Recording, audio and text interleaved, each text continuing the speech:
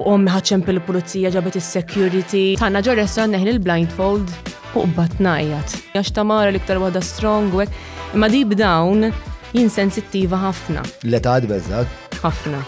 Ni qatt ma rajtu l-missieri żgħira qatt ma kont nifhem għalfejn missieri qatt mu id-dar. Missieri sejjer l-Landa, biex ta' għanna bonanno qatt ma ħadd isma' l-missieri sejjer għandna Landa. Qiegħed shopping jiġi xi ħadd fuq qed aħbeġ kemm minn tikra. All right man.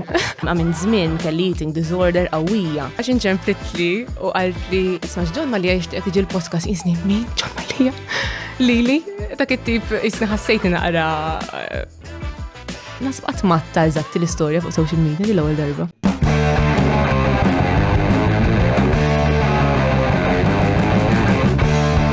Bil-telefon ngħidu kemm mal-buzz. Mill-waħda neħibu tnejn. Nifhmux dwar x'qed irednu. Nistaqsu kif u x'fatta u fejn.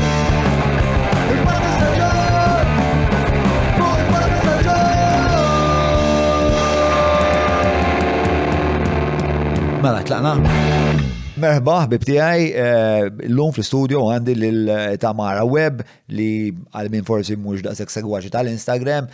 Tamara hija content creator fuq l-Instagram li ma ħassna nitkellem fuq il-fenomenu tal-medja soċjali, nitkellem fuq eating disorders li għandha pjuttost esperjenza estensiva f'dak is-suġġett, nitkellem magħha fuq it-tqala, it-trobbija, l-ħajja pubblika versus l-ħajja privata u elf ħaġa oħra. Tamara bħala li tajla kelma. Qabel ma nkomplu nfakkarkom li dan il-podcast minnar l-appoġġ tal-kumpaniji li tuna appoġġ ma jistax ikompli għal daqstant nirrekomanda ħafna li tagħtu sosten il dawn l-azzjendi billi tagħmlu użu mill-prodotti u s-servizzi tagħhom. Dawn l-azzjendi huma ovvjament Derek Meads, l-ummana mill-bidu l-Hungry Hippie, il-Browns, l-Apex Media, Vinja Capricci, Maple, li tabilħa sourdough, guys. Sourdough. Low glycemic index ma tintefax, enerġija, ġurnata sħiħa u hops. Vera tajjeb. Grazzi u koll il-Teatru Malta li bħalissa titellaw il-wirja ġewwa l-MKAS tara ħaġit li ġib l-isem dik is-siġra f'nofsa triq, mhux issax ma meta se joħroġ l-podcast ma ngħidu bejn is-16 u l-15 ta' Ġunju tal-2023 għax hekk qed taraħ fil-futur tlifta spiex ta' fakit. Mela, qed tagħmel ħafna sign language? Aġinti qed 16 bejn 16 u 15 ta' Ġunju. Kif inhu possibbli mort lura fil-ħin bejn 16 u l-25. Back to the future. Back to the sutures. Mela, Vinja Capricci, kif ukoll il-Garmin, grazzi l-kutri kolli kebs stretta, narritlix, kif ukoll il-Patreons. Guys, amazing. Patreon.com/John Malija biex tkunu prezenti għawek fl-studio, per eżempju, jek tkun leġenda, darba, ma nafx eżatt, periodikament, ħanajdek, darba kull 12 ġimgħa, noħroġ ma' wieħed mill-leġendi u morru nagħmlu esperjenza meditativa ma tnoddu nparlaw fuq li kolkom aptit. It-taħdida b'sissa dejjem kienet vera cool, speċa vera ħadd affarijiet minna jien ukoll. Għal dastant insomma jekk tridu tissieħbu patreon.com/John Malija. Aktar minn espiex ta' tkun tagħtu palata għal dan il-proġett li tantu huwa għal qalbna. Insomma, għara tlaqna s-sajjien u Tamara Webb. Mela kontattajt il-ladel dil-istorja tal-Amerika. Mela darba konna qegħdin barra Malta, ma' ommi ma' missieri, konna qegħdin l-Amerika u jiena ddeċidejt inistaħba. Ġewwa ħanut, simmaġina kemm kien kbir, u staħbejt wara x-xeba' ħwejjeġ u qed nara lill-ommi u l-missieri jippanikjaw jħessiljaw, timmaġina. X'eta kellek żomm? 6. U qed narhom ġifieri minn wara l-ħwejjeġ. U ommi ħaċċem pil-pulizija ġabet is-security u mbagħad u niftakar sew la volja kon żgħira, mbagħad ħriġt missieri tani. Ommi l-ħar darba għaxatta fuq l-Instagram u ommi għalti li ta' maktak xeba ta' xmat għanni niftakar l-unika darba niftakru jollu jidej fuq jibbeżaw ħafna u l-lum il-ġurnata qed nidħol fil-ħwienet u qed tagħmli lit-tifla tiegħi. Tagħmililek? U żgur li tagħmilili għax inti d-dar tilab hide and seek, imma kif ħadd fehmhom li barra ma tistax. Imma naħseb kellek xi xorta ta' barometru li inti xi bdejt tarhom il-daw jippanikjaw. Hello, Zea. U żgur li kelli, ma it's the fun of it. Kont qed tuħu gost it-tortolom. Għalija it was the fun of it, u qed ngħidlek storja kbira da semmi li tal-lum. Għatali tajta. Kienet għax dibdiet propjament, għax inti għatli Melissa mobiles off.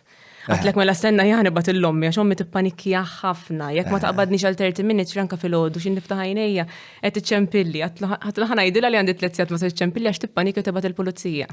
U partant anka. Tfittixni. Anka Kajli u kellu xie episodju minn dawn, insomma. Li jena ommi darba batit li mux biex fittixni, darba konet għet nisprejjaw barra d-dar tijaj, u kienem blank wall, u jenu sħabi badna morna xu xaba sprays meħdej l-lajm, girlfriend blank wall ma kienx taħna. U badna morna nittagjaw il-ħajt tal-ġirin spiex ta' u naħseb biex ma nispiċċawx fl-inkwit ma tispiċċax fl-inkwit mal-ġirin, ma s-sebsat kien nisib. So, għabda waħda nara l-polizija ġejjena li għahna tlaqna nġru, polizija għabduna, un-bat sirt naf li ommi ċemplet il-polizija. Imkej taf li jent? Biex ta' dik talima, u? Fost ħafna. Kella metodi partikolari ħafna, ommi. Ma nafx, kont handful. U s-sada l-axħar it-tifla tiegħi daħlet f'dan mux f'dan il-viċwek, f'din it-tradizzjoni li fil-ħodu, meta waħda mill-affarijiet l-attivitajiet li tħobb tagħmel li toqgħod tismani ngħidha l-istejjer ta' meta kont żgħir u kont imqareb. U meta nibda nelenka l-affarijiet kollha li għamiltilha l-ommi, nibda ngħid Madonna l-paċenzja li kellha issa l-mara ommi mhijiex waħda mhix qaddisa, ġifieri straight tagħtili ommi. Imma b'xi mod, ma nafx qatt ma splodiet. Jimpras parament, ma tantx kelli ċans, ma xed qajt ma' raġel tiegħi li hu raġel vera sew ta' 17, allura qisni se li għajtek kont ma xaġalu niftakar jisifakkarni issa, ma kemm għandha tifla? 7. Da żgħira. Kont 13 u jien ommi ma tantx kienet ħallini mur sleepovers il-bot jew għand nies li mhux vera close tagħha u dik kienet best friend tiegħi u msomma ġelta tla ma please jiena biss ma mmurx dal-affarijiet qed tilha mura norqod għand ħabba tiegħi. U konna morna party l-istess inkollu tibgħat li ommi morna dal-party ta' 13 konna żgħira tipo, kienet taf kollox qed jiġri. U badna van għalant il-ħabba tiegħi u jiena il-mobile ħallejtu ġol van. Mortant ħabba tiegħi għaddew 5 sigħat qas id-dejja dak iż-żmien il-mobile ma kienx kif inhu llum isek ma tħares leħ daqshekk. U ħabba tiegħi il-mobile tagħha mhux tagħti kasu. Omma ma qabditx il-mobile u l-mobile tiegħi f'daqqa waħda wara xi 5 sigħat qabdu wieħed raġel. Tista' timmaġina ommi l-ħass ħażin u bażikament kont ħallejtu fuq it-taxi. Ġiet il-mellieħa u Kella ħafna kelkom dit ta' relazzjoni intu l-maġviri fis-sens ta' kienet fuq nafna u għada sal-lum. Għada sal-lum. Jien ommi ta' fixin naħseb tagħmel toilet iż-żajra kuljum. Imma x'kulur. Imma dik normali tan-nandiet. Le anka fuqi. Anka fuq kienet. Issa fuqi naqset ftit peress li kelli żgħira, infatti ġil ngħidla ħadet li over ta' vera. Mentri pereżempju missieri nara iktar li isu l-ewwel dejjem ma li jisu xorta jisaqsini l-ħin kollu fuq u jċempilli għalija, mbagħad fl-aħħar jisaqsini għal-fiksi. Mami, l-ommi fil-ħodu għall-ewwel, bum, żgħira, right, marret kollha kif marret, imma ħin kollu fuqna, which is a blessing. Però ukoll speċta hija inqas disciplinata ma' żgħira. U milli kienet miegħi? Ħafna fil-fatt. M'għandix idea. Jiena ommi, jiġifieri, isu s-saqaf jaqaf taħt fuq rasna meta konna żgħar, dejjem barra ħalli ma nħabbġulix OCD qawwija. Illum biż-żgħira Play-Doh, paint, toys, tfarkila kun ma jimpurtax. Jista' jkun li forsi bleta wkoll iżek tmajna naqra minn dik tenaċità li kollha ġili saqsejta, għax ġili bid-daħna jidilha ma murajdra jidlek li lek tuqqalek it-tortellini mal-art, tu konna żgħar ġiex trejżek fuq xulxin fuq is-sufanna l-aħħar se nwaqqawla. Illum ġat ommi tgħidli tant kemm narak lilek ċirina kif jien maż-żgħira tija momenti ta' pjaċir bl-affarijiet tagħmel id-dar li rrealizzajt li jiena ment ħażin li kont iskom impoġġikom ġo bozza. So istess isa tant kemm ittu pjaċiri maż-żgħira with real moments, free spirited, illi isa forsi ndunat ukoll. Qed tara l-benefiċċju. Eżatt. Però ommi l-istess fis-sens ta' ommi ma' tifla tiegħi per meta ngħidilha isma' dik m'għandix television għal ġimgħa ġejja għandek m'għandix m'għandix television. Dik ġlieda li ġildu fuqha. X'ta tagħmel daqshekk ħażin. U qudiema. She's just a child. Eżatt. Darba ma nafx x'għamlet u speċina nipprova nżommilha u t-tifla li le ma tistax pereżempju tikdem jew ma tax tagħmel hekk. X'inhi prova nikkorreġija tgħidli u lejha ħassra dik biżball. Qudiema, allura inti qed twaqal il-kelma imma l-imħabba ta' nannit hija speċjali. Ġifieri nemmen li there's just that something li jridu jituhom kollox and they don't want to be the bad parent kif forsi jien dejjem ngħidla nanna għandha iktar qisha kif tqabad jaraw is-sabiħ ta' tfal u tal-mumenti għax il-ġenituri għal volja naraw is-sabiħ, naraw ukoll ħażin li ma norqdux, tantrums, l-affarijiet li ngħajjew bihom, naħseb in-nannit jaraw meddel full spectrum ta' meta jkunu l-aħjar ħin ta' ferħ, ta' ħruġ. Imma ommok xorta speċjal tbagħat il-konsegwenza ta' li naf tħallija tal bil-Play-Doh, pereżempju, li qabel forsi kienet turta biex kif qed tispjega ħili ommok qed li OCD qawwi biex ta' qed nimmaġna li kieku waqgħajtu lana Play-Doh intom fuq is-sofan dik kienet tisplodi, imma t-tifla. Naħseb kien ikolli pli kont imart in-nanna. Kienet projbita speċjal affari. Imma talmet ma' żmien, ommi kienet żgħira minn kellha 20 meta kellha l-loħti, ġifieri naħseb talmet ma' żmien ukoll illi x'inkbirna aħna we had a voice as well u tipodnila ma' you have to chill u tipprova tikkalma naqra għax iġġenninna tipo. U ma' żmien titgħallem ħadd mhu perfett, I mean l-imħabba dejjem tagħtilna imma 150%. U kellek l-istess relazzjoni inti man nanna tiegħek u mbagħad lin-nanna tiegħek kollox kienet ħalin. In-nanna n-nannu jien. In-nannu wkoll? In-nannu jien ħajtu. Ġifieri t-tifla tiegħi jisimha Pixie għax in-nannu jgħid li Pixie, ġifieri għalih tant kemm nadurah jekk tara l-mowbajl għadna kif nagħmel 30 minutes miegħu qabel ma ġejtaw. Diskussjonijiet hekk ta' kuljum. Fuq xi titkellmu? Fuq kollox. Fuq kollox, fuq li ġrali fuq il-karozza, jkellimni fuq li talaqlu l-flashing u minn ġim, il-ħaġa li tisimha u għalih tkun xamel fil-ġurnata, tkun kif taqbattajt. Dak li għandu l-lum, jina nanoti għandu background ta' persuna soċjabli ħafna, dejjem joħroġ, dejjem isifer, hoppi gawdi li jina dejjem miegħu fil-karozza, kull min jaf in-nanoti jaf lili għax dejjem miegħu.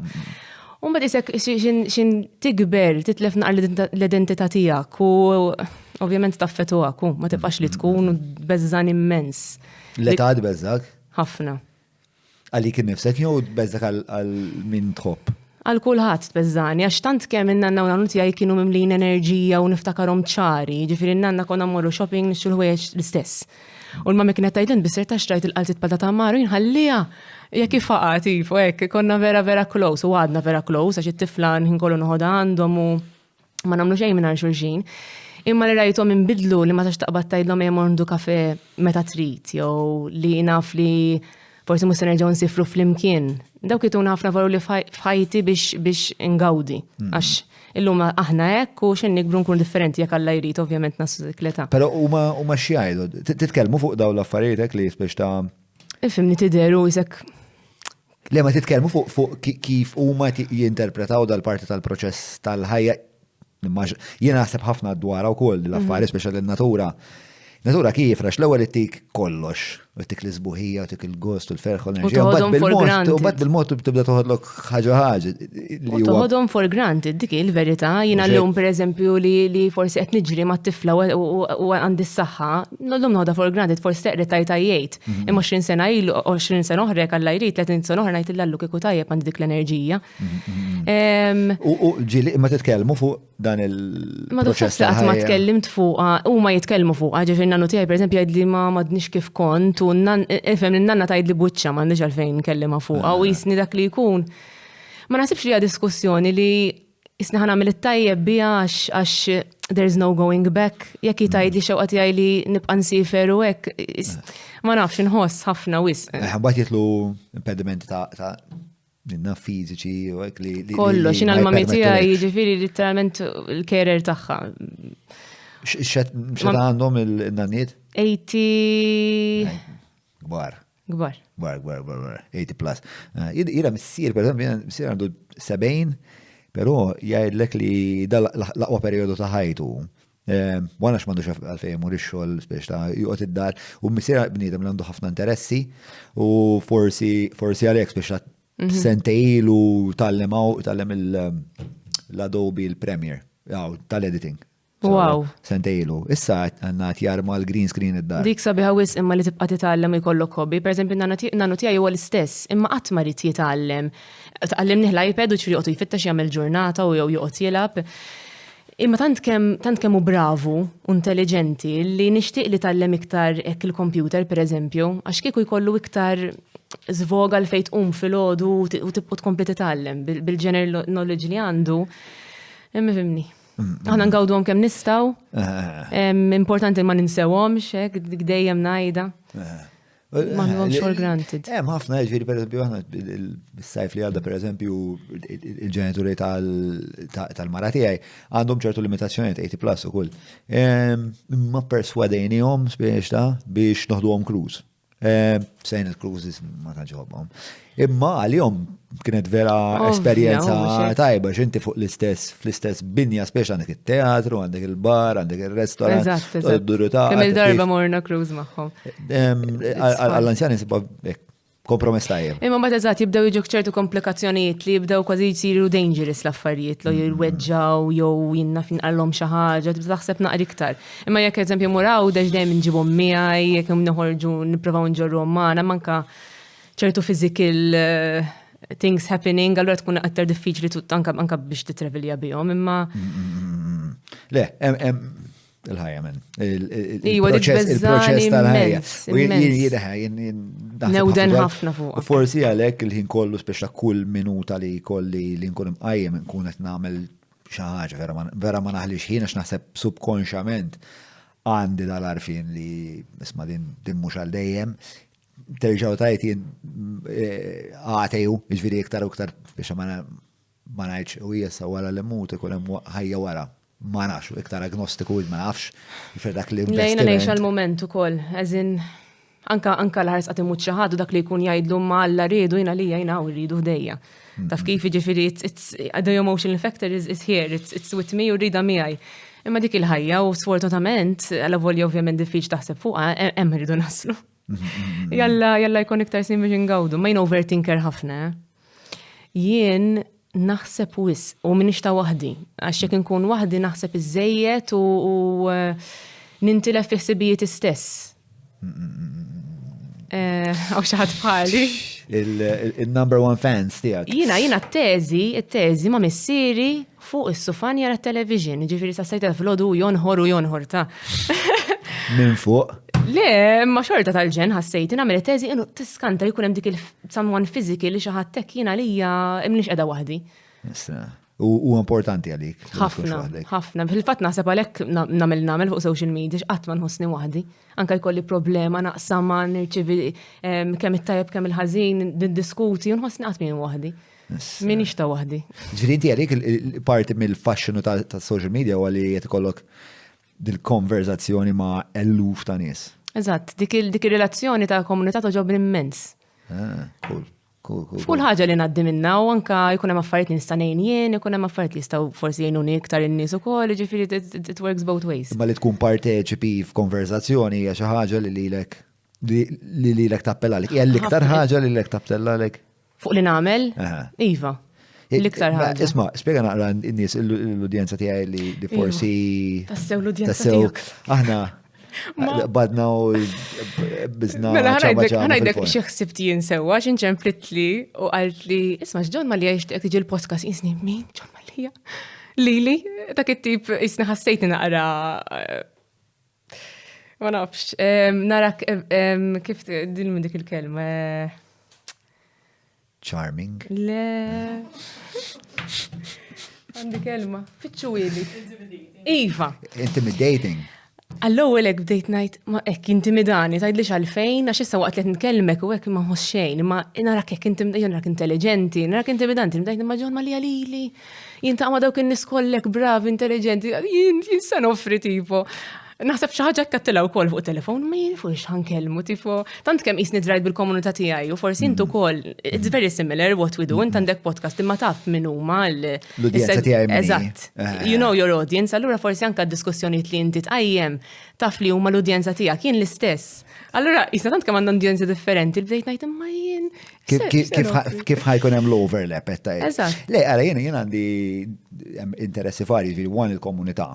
So, l-ideja tiegħek tal-komunità nixtieq nifhem eżatt xogħolok x'inhu għax as such għandi idea b'research tagħmel imma mhux li nifhem eżatt. Hemm ovvjament il-fatt li aħna tnej ġenituri u fl-istess ħin naħdmu f'din id-dinja li hija tal-medja moderna li tirrekjedi kultant ħafna ħin li mhux fil-ħinijiet normali, biex hemm ħafna minn daw It's very similar fl-istess ħin imma ovvjament udjenza differenti. U ġaħat li għamillu kuraġ biex niġi kontrajt il-podcast qatt ma ninsija ta' Claire. Claire Jusordi. Jusordi, ovvjament, ejwa, wis, nammira ħafna bħala mara, u bdejt ngħid la marret Claire, forsi, għaxina jienu Claire naqblu ħafna, kam ta' nitkellmu ma nifqux, allura I give it a go. Yes, u naħseb jidher li Claire ukoll kellha l-ewwel l-istess l-ewwel reazzjoni. Miegħek? Ija. Però jiena Claire nafax kienet taħdem fit-television u dejjem kelli konverzazzjonijiet bil-ġenwin, speċa jiena naħseb ara fuq il-podcast, dimment li tiġi hawnhekk u tkun ġenwin ma jkunx hawn tensjoni. Il-ġurnata l-ħars ma tkunx ġenwin. Għax tinqabad, l-autentiċità. U Malta, żgħira wis. Sawa mela x'nagħmel? Mela, eżatt, Ħanibdilek naqra mill-bidu tal-istorja ta' forsi kif ġej tal-lum sewwa, mela jiena gradwajt fl-Art and Design. Minn dejjem kont nħobb id-design u l-arti, però qatt ma kont naf x'nista' nsir bli ħanistudja. It-teżi fuq x'għamilta x'għab semmejt it-teżi? It-teżi għamilta fuq vintage fashion, kif how we can recycle clothes biex nagħmlu affarijiet li huma ġodda u moderni. Kien kors interessanti immens, vera nirrekomandah, ġifieri għax jekk inti kreattiv ħajġelek issib inti minn inti u x'tixtieq tagħmel. Però mort l-unika tir li isma' jien toġobni l-kreattività l-bqija ma kont naf xejn, kont qiegħda f'klassi ta' ġeni, nsellmilhom il jekk qed jarawh, jiġifieri scientist, tobba, nurses, you name it, kollha ġeni. Però jiena dejjem sekondarja qed ngħidu. Fil-primarja, qabel low levels. Primarja sekondarja. Eżatt, primarja sekondarja, fl-istess skola. Qabel low levels u anke l-best friend tiegħi jiġifieri scientist, stay student, jiena kienu jistaqsuni x'tixtieq issir jiena. X'kont tgħidilhom? Ara, dak iż-żmien meta kont żgħirejn illum għandi 32. L-arti ma kienu jieħduha bis-serjetà xejn in-nies, media xejn, ġifieri mhux xi ħaġa li tistudja, xi ħaġa li hija hobby biss. Allura kont kważi nistħi ngħid illi jien nixtieq inkompli ħaġa fuq l-arti. Imma kont close ħafna ta' sħabi kienu jissapportjawni, ġifieri naħseb l-aħjar ħaġa li kelli huma l-valuri ta' missieri li dejjem issapportjawni u hemmnu fija f'dak li nħobb. Ġifieri qatt ma qaluli isma' inti tissirek jew studja lek qatt. Kienu jgħidu li studja ħalli inti tmur tajjeb fl-eżamijiet ħalli inti kollok forsi choice ta' fejn tmur jekk mhux junior college jekk mhux nemkas mbagħad tara inti. Sorry, and follow your gut.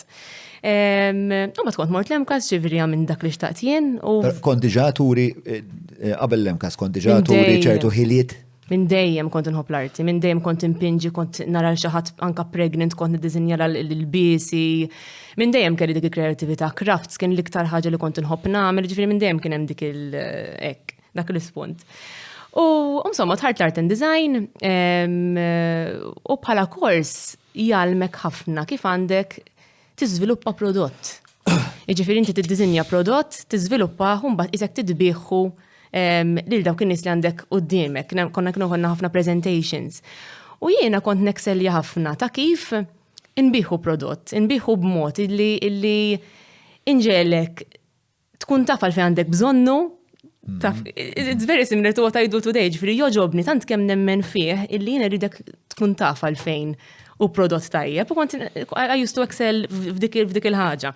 Għaddina naqra iktar minn dan il-proċess, għax proċess interessanti ta' kif tasal għal biex tqed prodott fissu b'mod li inti tkun konfidenti li se jinbieħ. X'inhu dak il-proċess? U ħadtu mill-Lemcast biex ħafna mis-sisin ħadhom mill-Lemcast? Ħafna minnu ħadhom mill-Lemcast. Kellna entrepreneurship kien vera interessanti wkoll li bażikament hu jgħalmek fuq il-business kif għandek ikollok il-flus kif għandek tinvestihom, fiex għandek tinvestihom u tqassamhom. Jiena dak kien l-iktar suġġett li kien joġobni. Għax minn dejjem kelli t-til li noħloq xi ħaġa tiegħi. U mbagħad intqajt ma' raġel tiegħi imma wkoll li hu businessman ukoll u kien jallimni ħafna, ġifieri mill-flus fejn għandhom imorru, kif għandek toħloq xi ħaġa, però kif għandek niftakar il-kelma. Scaling, Scaling, kif għandek ma titfax all your eggs in one basket biex inti. Diversifying. Eżatt, biex inti, jekk inti għandek per eżempju ngħidlek, ġemmajt 500 euro, ma titfax 500 euro kollha fuq dik l-idea waħda li għandek, itfa' nofsara kif tmur mbagħad ovvjament itfa' kollox ħalli inti kollok. La darba taqbad. Eżatt.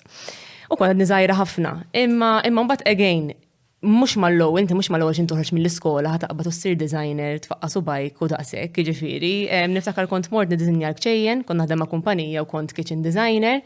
Umbat bdejt najt imma xewqa tiegħi dejjem li jkoll il-business tiegħi, dejjem ikoll il-business tiegħi. I evolved, mort jewelry designer, umbat ħareġ is-social media.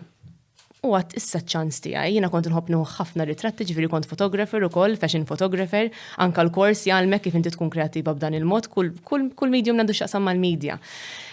U sirt fashion photographer, imma. Meta tnajdu ħarċ social media, x'sanat ngħidu tu għallim pjattaforma. Lek, kien hemm high five qabel, minn dejjem kont inħobb ukoll, ġifieri raġel tiegħi kien kellimni fuq high five, immaġina, ġifieri dejjem kont inħobb dik is-social Intom tafu x'nu high five? Connection. Ma kemm qed inħossni fiha. Taf x'nu high five inti? Inti ħafna żgħar minnha, ma? Mela ftit ma jafux, inti ma tafx? Di m'għandix idea. High five. High five kien propja qisu Facebook, iktar qisu Facebook milli Instagram. Fej basically tella ritratti tiegħek, ikollok il-connections tan-nies jibatulek fuq il-kummenti u jkollok il-private messages. U kien hemm il-MySpace ukoll. Tiftakru il-MySpace? MySpace għandx kont nużah. Jiena dejjem high five jkun hemm ir-ritratti tiegħek u qatt ma kont nużah daqshekk. Naħseb MySpace tiegħi probabbli jekk tfittxu għadu hemm naħseb aħjar ma tix dik il-ħaġa fil-vod. Ma jafxem. Kellek kien hemm dal-avvent tal-Facebook qed ngħidu. Le, mbagħad ħareġ il-high five l-Instagram. L-Instagram u qed ngħidu s-sena. Fittix li ftit. Jiena by the way dates u Is-sena meta ħareġ l-Instagram. Imma meta ħareġ l-Instagram speċa Mikel kemm li ma nara. Meta ħareġ l-Instagram ġifieri. Ma l-ewwel kien ma l-ewwel x'in ħareġ dak iż-żmien kien xew high five u jiena Facebook alla volja kont nużah qatt ma kien preferut tiegħi tgħidlix għalfejn. X'in ħareġ high five rajtu vera, naħseb Facebook. Instagram. X'in ħareġ Instagram rajtu vera post fejn inti għandek choice. Li segwi, li minti tissegwi, if you know what I mean, kienet iktar isa pala a safer space minn Facebook. Better Curation, 2010, October 6, 2010. 2010. Ħareġ Instagram. U dak iż-żmien kont fotografer jiena, ġifieri, kont nieħu ritratti, dak iż-żmien fashion photographer imma didn't pay well biex inkun full time. U ovvjament moħħi dejjem iberren kif jien ħanamel business bih dan il-photography skill li jiena tallimt. U mbagħad qabdu ġejn LEDs. Ġifiri LEDs ta' Instagram u n-nis ridu ritratti dak iż-żmien ma kienx hawn iPhones ċari daqs kemm hawn illum, allura b'kamera daqs ixtieħu ritratti ċari. U kont ġejt b'dil idea illi jiena stess immur fuq il-brands u mmur fuq ħwienet differenti kompletament, ġifiri bej restaurants, ħwienet tal-ħwejjeġ minn kollox. And I go pitch myself, ġifiri u ngħidilhom isma' għandkom din l-opportunità li nġikom darba fix-xahar. Nuħdilkom ir-ritratti u ntellaħħomkom jiena għax huma ovvjament meta kien ma kinux jafu jużaw l-Instagram, intellalkom bil-text b'kollox u noħdilkom ssib il-pages jien. U vera ħadmet, ġifieri bdew morru tajjeb. Kif irċevewk? Fis-sens għax nimmaġina li 2010, 2011. Le għall-ewwel biex jinvestu l-flus kienet xi ħaġa li you have to prove it. Social media ma tantx kienet. Le. U jiena dejjem emment fiha, x'jiena kien ġaj kolli feedback. Allura kif ipperswadejthom? Li kont norjom l-account tiegħi li kienet ovvjament imur tajjeb, ovvjament ħadd ma kien iħallasni u ħadd xejn, kienet xi ħaġa vera organika, u kont norjom l-ammont ta' feedback li kienu kolli jiena u l-insights li kienu kolli jiena, jiena kont ngħidilhom jiena kapaċi inġibilkom il-pages jaħdmu up and running u n-nies ħajatu każ intom xed bieħu. U dak iż-żmien anke bħala magazines kienu qed jonqsu ħafna u biex tagħmel page ta' magazine dak iż-żmien kien 1,000 euro, ġifieri jiena kont qed ngħidlhom isma' magazine page 1,000 euro tamilix daċxar, ħallasni xi ħaġa żgħira u norik li jiena nista' nkun kapaċi noħloqlok il-marketing tal-business. U vera ma ntajb minn klient, ġifieri kelli 10, 20, 30, 40. Da kif kont mur u tħabtilhom il-bieb tal-restorant pereżempju? Kelli ħafna connections through fashion, ġifieri tu meta kont nagħmel fashion photography u minn hemm bdew mill-ħwienet, u mbagħad tal-ħanut ikellem il-tar-restorant, dak ikellem il-kuġinuħ li għandu dajes, li ħor ikellem hekk, ġifieri bdiet vera organika. Issa mbagħad kif beda l-Instagram tiegħi sewwa bħala xogħol ġifieri, kont imur f'dawn ir-restaurants u kont imur fil-ħwienet. Nuħdulhom ritratti, nuħu l-marketing tagħhom u ġimgħa wara jċemplu l-isma' int fejn tellajtu li inti ġejt pereżempju kilt il-burger wara ħadd il-photo shoot u kon ngħidlhom fuq l-Instagram tiegħi taf kemm ġew nies. Għaluli tipa ħneħe. Nilbes libsa pereżempju għal tiċ u jċemplu li l-lum għadhom klijenti tiegħi. Vera nħeknu pjaċir ngħidha l-istorja x'issa ilu snin, 10 snin. Fejn tellajta dik il-libsa? Kulħadd jiġi għal dik il-libsa jneħe. Jisni bdejt ninduna bla ma naf illi kelli ċertu nies qed jarawni kuljum mingħajr ma naf fuq dan l-Instagram. X'in il-psikoloġija hemmhekk taħseb? Għalfejn taħseb li hemm nies fil-popolazzjoni li għandhom din il-ġibda automatika, jaraw il-person X tikol burger jgħidu ħammur ikol burger hemmhekk. Mir-realtà forsi li minn tiġed tara fuq billboard u minn tiġed tara fuq magazine għax dak iż-żmien hemmhekk biss konna narawhom. Kien hemm perċezzjoni naħseb li spex ta' dik iktar autentika minn riklam polish tal-McDonald's. U naħseb dik jiena l-Instagram pereżempju hemm l-stories li ġeluk vera titkellem purament kif qed nitkellmu jien u inti, ġifieri ma noqgħodx naħseb x'se ngħid. U niftakar l-ewwel darba li tkellimt tipo qatt hello hemm xi ħadd qed jismani u kien hemm xi nies qed jarawni bdejt ngħid lillallu. Mela ħanqgħod inkellimhom qishom ovvjament tipo ħbib tiegħi u llum il-ġurnata hekk saret dik il-komunità bħalek inti forsi għamilt l-ewwel podcast u rrealizzajt il-isma' hawn nies vera interessati fuq li qed ngħid jien. L-istess ġara lili u minn hemm il-qudiem ma waqaftx, ġifieri bdejt kuljum nippostja u nitkellem fuq id-diskussjonijiet ta' kuljum minn xiex ngħaddi, minn xiex ma ngħaddix, forsi affarijiet li huma aktar privati u mbagħad bdejt ninduna li qed ngħin il-ħafna nies li qed jgħaddu milli qed ngħaddi jien. Kemm ittella kontenut? Kuljum. Kuljum ittella l-kontenut? Le, kuljum stories, kuljum posts mhux daqshekk. Intella però jrid ikolli raġuni għalfejn intella ħajox ikun ovvjament collaboration ma' brand. Jew għax inkun għaddej minn xi ħaġa hekk emotional tal-familja. Għax Instagram minn dejjem kien anke jekk tmur jiġifieri għall-iktar litratti antik qatt ma neħejthom.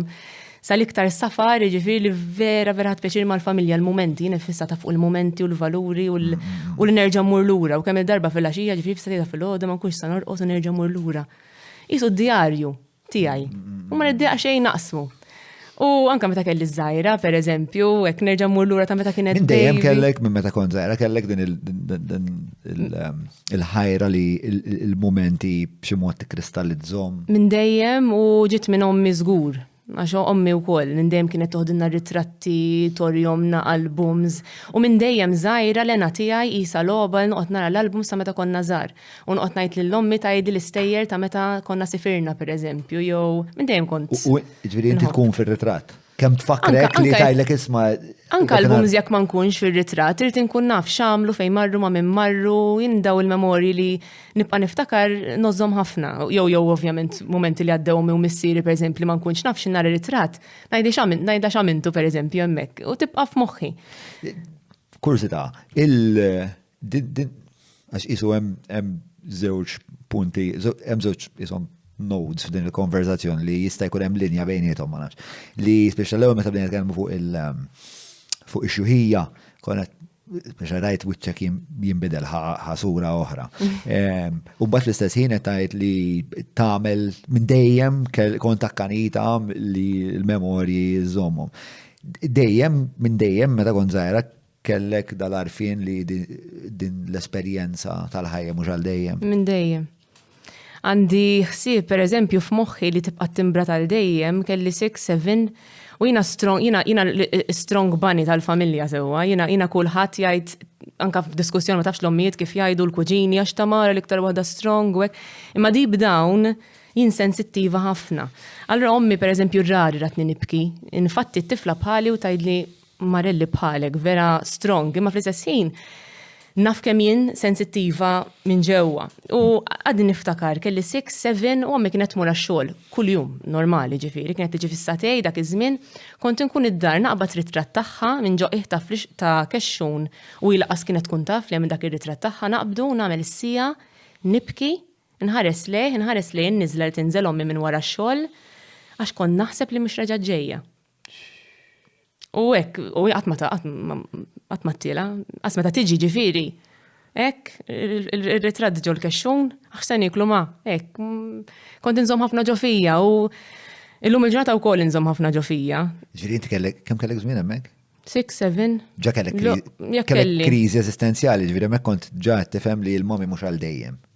Naħseb ifhem nitfal illum huma esposti għal ħafna li jiġri l-familja wkoll, ġifieri naħseb dak iż-żmien kien miet il-kuġin ta' ommi wkoll. So isek tkun qed tirrealizza x'qed jiġri li m'aħniex għal dejjem, u llum il-ġurnata tfal saru saqsu qabel. Jiġri tifla tiegħi għandha tuna raw film, tgħidli ġifieri l-mami tagħha fejn marret, tinduna li pereżempju Finding Nemo tat ngħidlek. U Finding Nemo l-ewwel biċċa mill-film huwa 5 minuti, ommu tmut ġifieri tiġi għaliha xark u jiena jisni nsejt. U baqgħet issaqsini sal-aħħar tal-film ma' tiegħu ġejja. Allora inti titkun titqgħod attenta x'tgħidilhom ukoll għax some feelings are bigger than them. Mela, isma' qabel ma naddu ma nkomplu insomma. Tista' ġibli Klara? Hemm Klara kiesha? Klara here. Jekk hemm. Jekk m'hemmx stretta tajb ukoll. Mawra sal-ħadnu ta' Derek mhux transazzjoni kif ġibu laħa, fejn apparti tinqeda blifjen kwalità se tiġi mejjun sabiex issawwar l-arfin tiegħek dwar dak li qed tiekol u titma' lil familtek. Biss jekk m'għandekx il-ħin tgħaddi fejnhom il-belt, ibad WhatsApp lil Derek fuq 9986-6425 biex waslulek ix-xirja fuq l-adba. Ma tixrob xejn birra? Le birra xejn, jiena gin girl. Gin? Bħal mara tiegħi, mara tiegħi. U straight, ġifieri, nħobbu ħafna t-toma tiegħu. Straight u kiesaħ bis-silġ? Xiex ħadġib l-ġin? Kis għajnet nixrob. Għanna silġ. Triġin. Yes. Inti għedu għaw, mbat jek kollu għabli t-hubba. Le, isma, il-Hendrix li huwa superjuri għal dak li ġabitu jistess bħedu. Ġasibta kelli kira t-sikkis diġa kellu. Le, għasib Hendrix ma kellniex. Għax aħna għek li ktar li nġorbu whisky, birra, tequila. Għat tal-inti whisky person. Immaġin għandi, terred nħobb il-ġinna nħalli naqtif kira tijaj, memorja tijaj xinterata jtista. Tamara, jħasra kienet kem kienet tal-ġin Tamara. Xkienet iċċajta li bdejna najdu għabel maġit? Tamara li ju. Tamara li ju. Le, Tamara weblitna li ġeja u ġiet. Tamara, la Mara. Web, kob, web, il-kem smajtom f'ħajti. Okay. So she's not appreciating our brand of humor. Le, l-lum mansi, għatma dejja nismin. Jena ġon mallija, zaqqu mimlija, joqt xallija, nasqal. Le, ma tix xej, daw l-affarijiet un-bat xej, ma tix kas. Mela, so, sa' kem bdejna, nitkelmu fuq ftit li kellna l-bira. Xejn minnu sissa tajt. Xejn. Le fuq il-memorji jitkellem għal-bira, ma importax, ma importax. Biex minna falik. Taf xit tinsaqsi, forsi tista' tien tweġiba inti, suppos mis Google jajta. IG ta' Instagram tfisser ukoll instant gratification. Mhux qed nistaqsi jekk hemmx jekk humiex korrelarji daw iż-żewġ idejat. Jew moħħi għamel oqda. Ma nafx, jekk tista' forsi intu tfittex. Mela, tlaqna lura għat-taħdida. L-udjenza tiegħek, nifmu spiex ta' xi sawwar l-udjenza tiegħek. Anzi, ħansaqsik, l-udjenza tiegħek meta tkun qed issegwik, x'tieħu għalfejn issegwik taħseb? Jiena ovvjament kif jgħidu li huma. Nemmen li you can have a virtual friend. Okay. Ġifieri, ovvjament, kif qed ngħidlek din li bdejt. Naħseb illum il-ġurnata tant kemm inbidel is-social media li kieku kelli nibda llum kienet tkun diffiċli ħafna u mhux biex naqta' qalb in-nies imma vera tkun taf. Għax illum hemm ħafna nies ma jixtuqlek ġid, hemm ħafna hate ukoll. Dejjem kien għandis Imma llum hemm iktar ways kif tagħmilha. Kif tesprimi l-odju. Iktar esposti biex li għanna f'moħna ma naħsbux u niktbuħ mal-ewwel.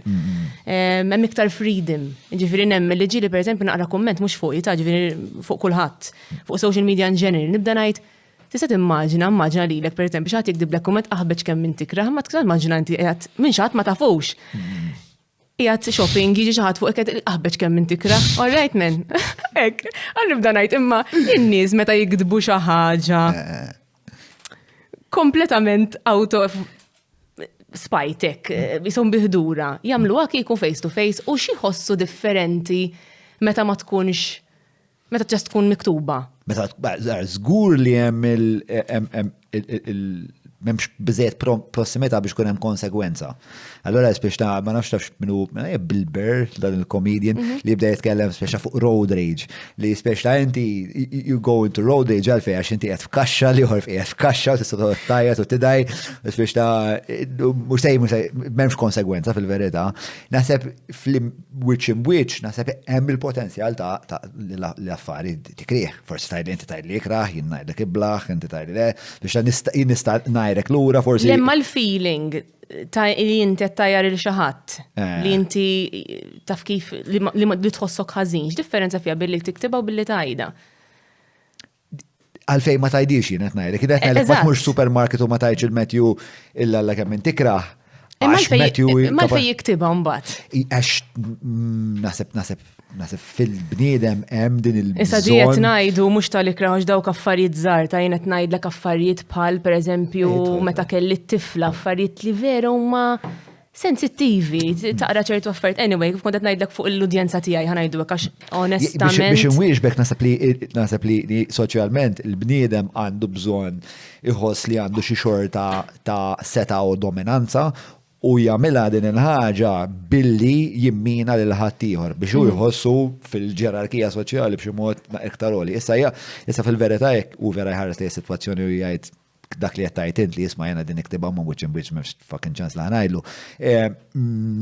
Ikun qed titnejjek bih. U di mhux qed ngħid mhux bejn il-ħbieb u hekk tax daħat mu ġifieri qaddis għax aħna kollha jmin kollha jkollna l-opinjonijiet tagħna, ma dik il-ħaġa li qed tiktibha limna lik li dik il-persuna mhux se tara.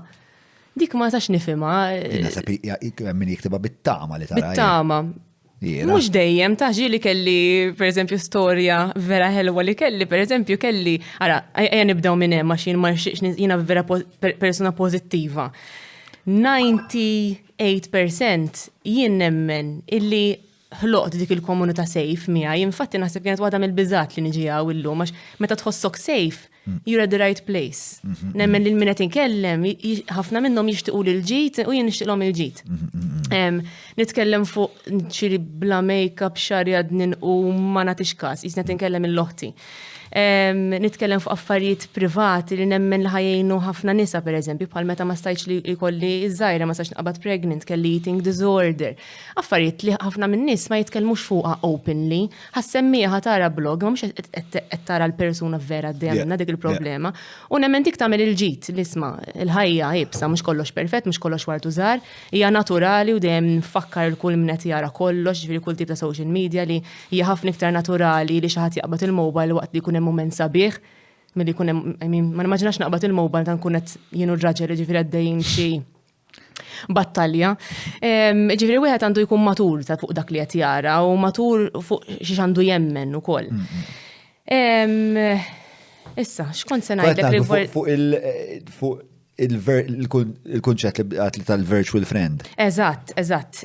U nħoss illi għandi dik il-virtual friends, pero mbagħad ovvjament toħroġ isek fil-comfort zone tiegħek u tintama dawk in-nies li għandhom dik il-judgment fuqek li qas jinteressom min intu x'tagħmel għax diġà jafu li ħajpuntaw subajk lejk. Jiena darba jira l-osku qalt li xi ħaġa vera tajba. Kelli żgħira insomma u kelli kont pregnant u kelli dal-kumment veri kraħ li jiena rari weġġani xi ħaġa, ma da hekk stalleġġu qalbi.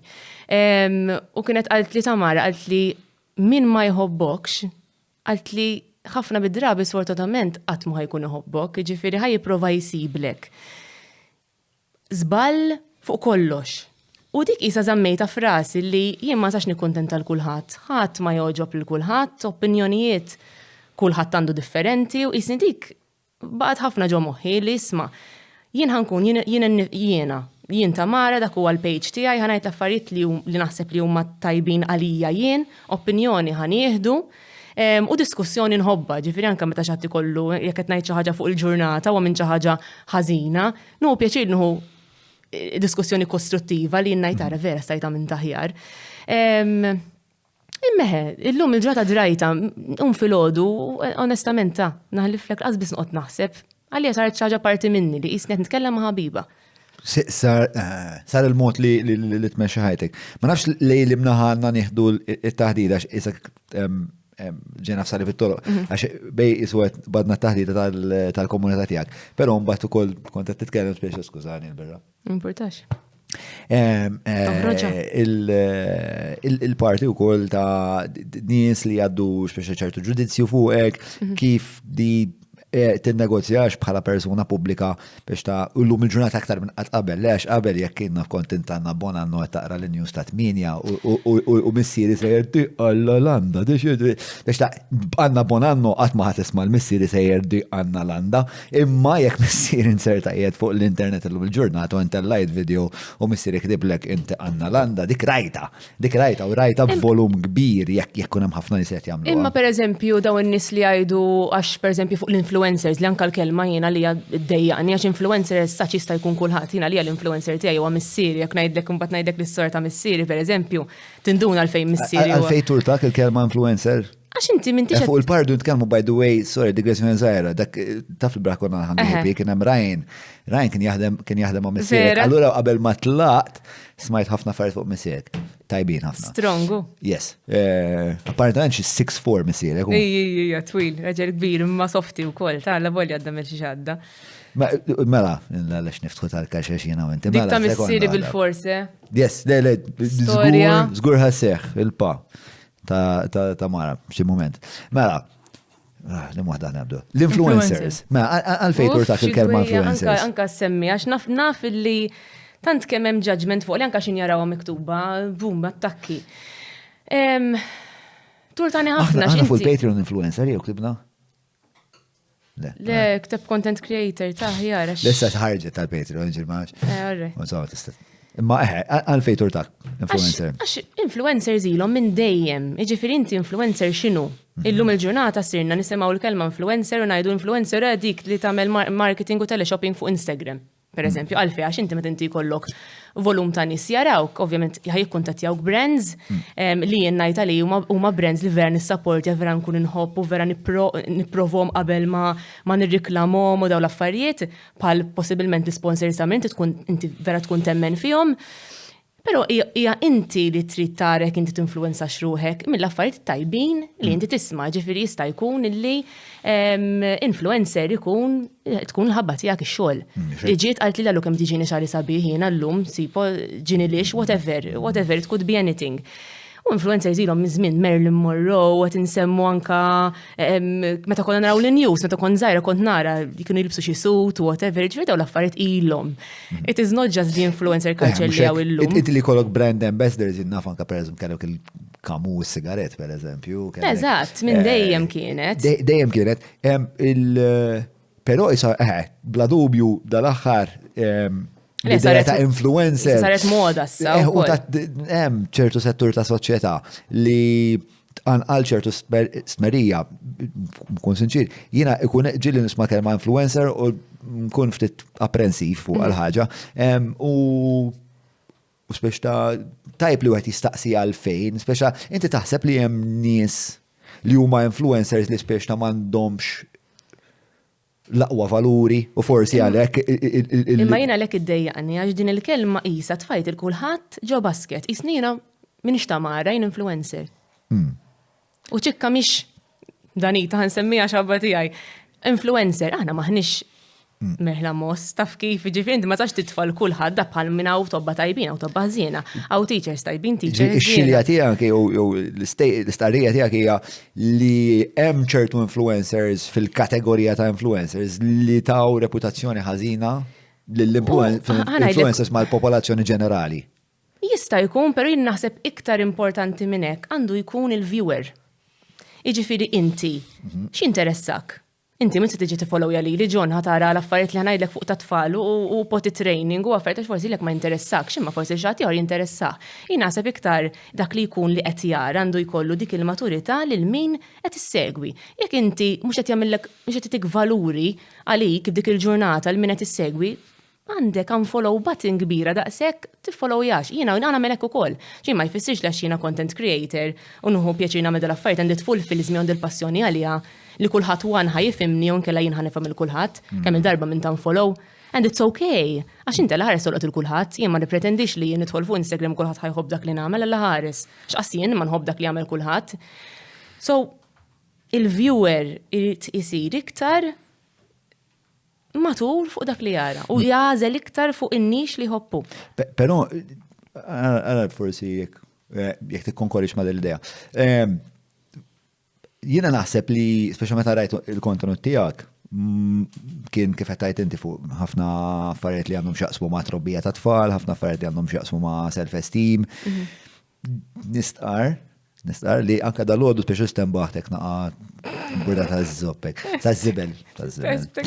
U kien hemm ftakart just one thought in the morning xaħġa li kontet naqra l-biraħ tijak waqt li kontet etna nħejruħi. What else try this fucking one thought when I thought about speċa ċajta li għat il-mara bla sensu vera daħqet. U sa' kem nżilt t-sfeħdi il-mara kont vera right bro. U kellna breakfast tal-ostja. So anyway, point is, jasib li hemm nies li jagħmlu x-xogħol tiegħek li għandhom ċertu valuri li ma jinkwetawniex daqsek. Imma mbagħad pereżempju jekk nara fl-istess ħin jinnaf għandna feed ta' xi ħadd li kull darba li kull stampa hija tagħha bil-qalzetta taħt. U perfezzjoni u aħna naħseb naraw ħafna din l-image li naħsbu li xi ħadd li fuq dejjem perfezzjoni. Mentri if you like that and it makes you feel good li tara xi ħadd dejjem perfett, whatever, go for it. Jiena min jien biex ngħidlek min jogħġbok taf kif. Ma tinkwetax li uħud bħal dawk iġalu li n-nies ikollhom standards impossibbli tal-sbuħija. Mhux tinkwetani biss, jien wajt fija jien stess. Jiġifieri ma jiena isma' I'm human, jiena I'm not a content creator, jiena umana, għandi moħħ, għandi qalb, għandi kollox. Jiġifieri jiena jekk naqbiżlek ftit is-suġġett, jiġifieri minn żmien kelli eating disorder qawwija u l-unika ħaġa li kont tara fil-feed tiegħi hija ikel bnin biss, nisa blebs, nisa rqa u kont irid inkun bħalhom. Di l-ossessjoni kbira li kelli ġifiri mela le. U fil-fatt, u kont imbagħad iblekni wkoll tgħidli ħaġa żgħira llum fil-ħajja, ma jiena għalija dak iż-żmien ta' kont għaddejja minnu jien le ma kienx ħaġa żgħira, kienet ħaġa kbira. Kont niġi bullied, ħabalekni u dal-affarijiet. Allora llum il-ġurnata pereżempju li xi ħadd forsi jipprova jqarrag bik li għandu ġilda perfetta. Ħanajt ovvjament għax minn li għaddejt jien. Nara xi ħadd għandu ġilda perfetta u qed jipprova ovvjament jgħid xi ħaġa fuq lekni u jiena naqa' defensive ngħid dik ma tafx jien naf żgur. Jiġifieri ħadd taqa' defensive f'ċertu suġġetti.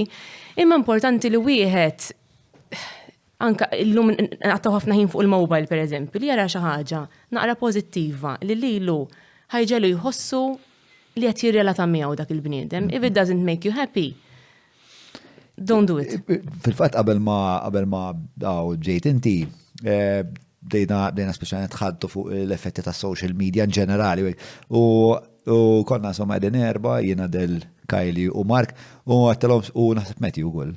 U għattelhom speċna dawn kif tinteraġixxu ma l-Instagram ġieli, taraw l-Instagram u tħossukom ħażin wara u tnejn min-nies nista' qalu aħbeġ it-tfajliet qalu aħbeġ tiċċajta biex niġi ħażin l-Instagram iġibni ħażin. U hemm ċertu mistoqsijiet għax vera kif qed tajt int il-viewer għandu jkun matur biżejjed biex jaraf li jisma' din hija biex ta' rappreżentazzjoni xejn realistika ta' realtà. Inti semmejt il-maturità. Biex xħan għamlu, biex l-idea Anka l-maturità u responsabilità mill-content creator stess u koll. Imma dik kif nifimma jiena sa' nitkellem biss fija. Jiena when I'm having a bad day ħanajda. Meta għaddejt mill-għaddejt biex kolli żgħira etta meta kelli hormone problems etta u ishom in-nies għalihom kienet xi ħaġa tabu li le ma jmorrux ix-xogħol jqogħdu jitkellmu li kellhom il-PCOS jew li ma kollhomx period u jiena tliftu għal 5 snin dawn mhux affarijiet li n-nies normalment jitkellmu fuqhom open u jiena tkellimt fuqhom open, jiġifieri jiena isni ma naħseb. Hemm il-pożittiv ukoll, jiġifieri jiena li affarijiet li ġieli ma tantx nifrekwenta l-Instagram meta ninserta fuq l-Instagram pereżempju kun hemm jinnaf xi klip ta' jinnaf Sam Harris jitkellem fuq il-meditazzjoni u jimmotivak biex tmur tagħmel xi ħaġa u vera taħdem, vera taħdem.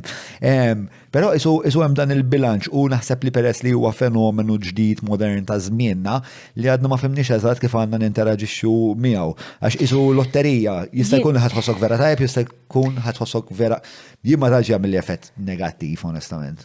jista' les kont il-punti tkun għadha f'ħajtek, għax inti jekk tkun għad f'punt vera low f'ħajtek, kulħadd jista' jġeġelek tħossok ħażin, anke persuna li tgħaddi minn qudiemek fit-triq.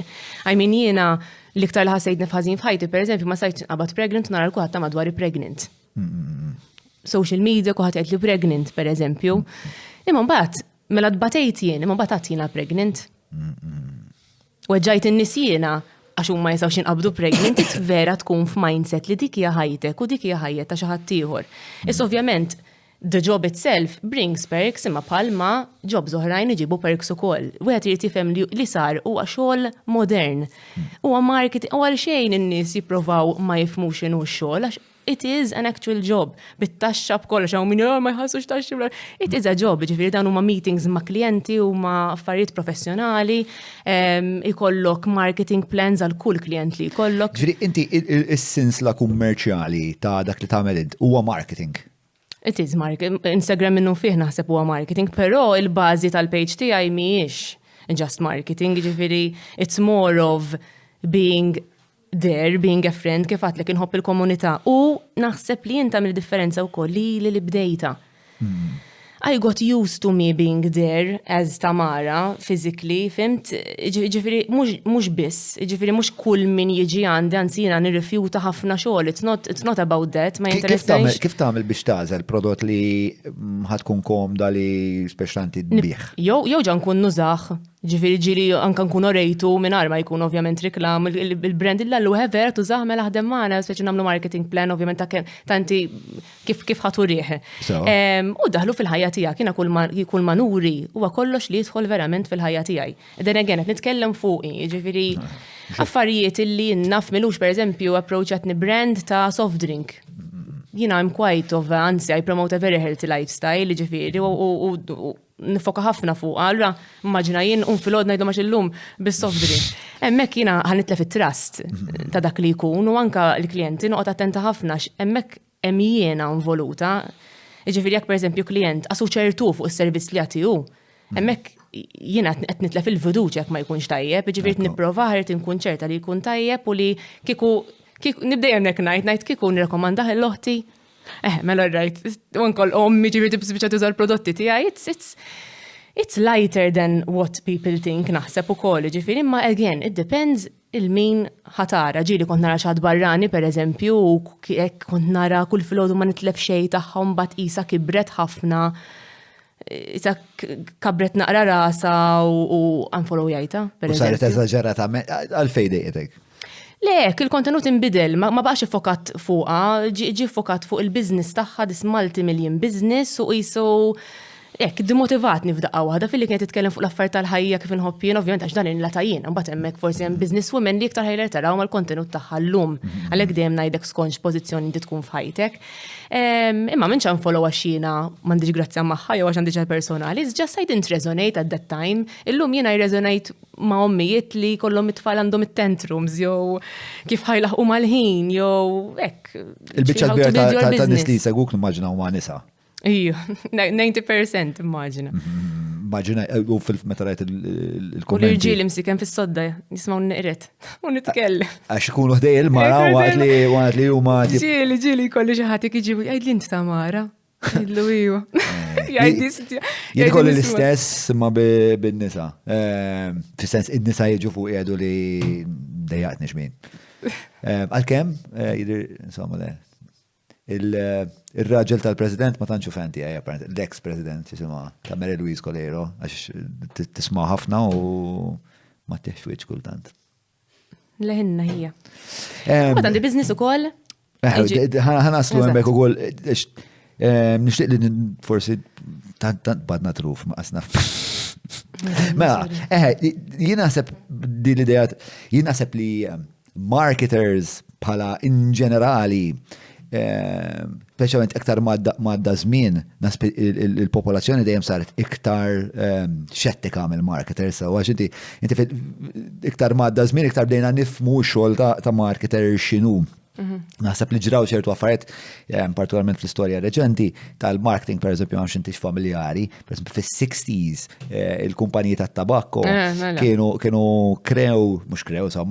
xtraħmu l-tobba biex jikbu scientific papers biex jgħidu l-tabak, le, all right, 100% mux problema. Daw jafu li għet joqtlu n-nies, imma tobba u xom biex xeħeb xie $50,000 il-wieħed.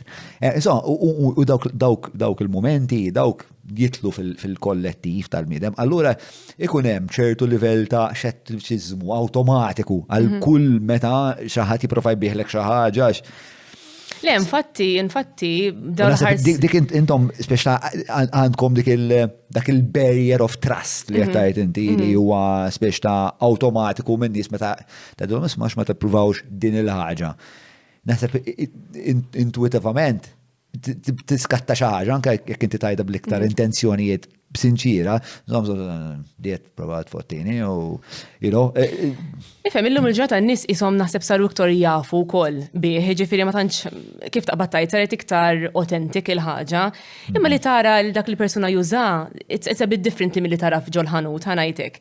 Però having said so, ġifieri u ngħid il-verità kompletament, tant kemm tiġi overwhelming il-ħaġa, ġifieri bdejt kif għatlek authentic laqqas id-deja ġifiri li diġi darba ħatkun biċċa minn xogħlex, ovvjament għandi l-business tiegħi. Li ħatkun xi ħaġa li ħanaqla l-flus fuqha qatt ma daħlitli frasi. It happened by time. Mela xrajt inti fl-Instagram, meta Memorji, jiena li kolli l-komunità, jiena dejjem ħassejtni komda nitkellem. Jiena kont nagħmel satej sija ma' ħabiba fuq it-telefon meta kont żgħira, I just love talking. You've come to the right place. Iva, social ħafna, just ma kellix ħsibijiet, ġifieri naqsam ċertu ritratti u safar u forsi kelli qed nikol il-ġim dak iż-żmien għax kont nitrenja, kont inqas 20 kilos pereżempju, kienet vera interessato min-nies.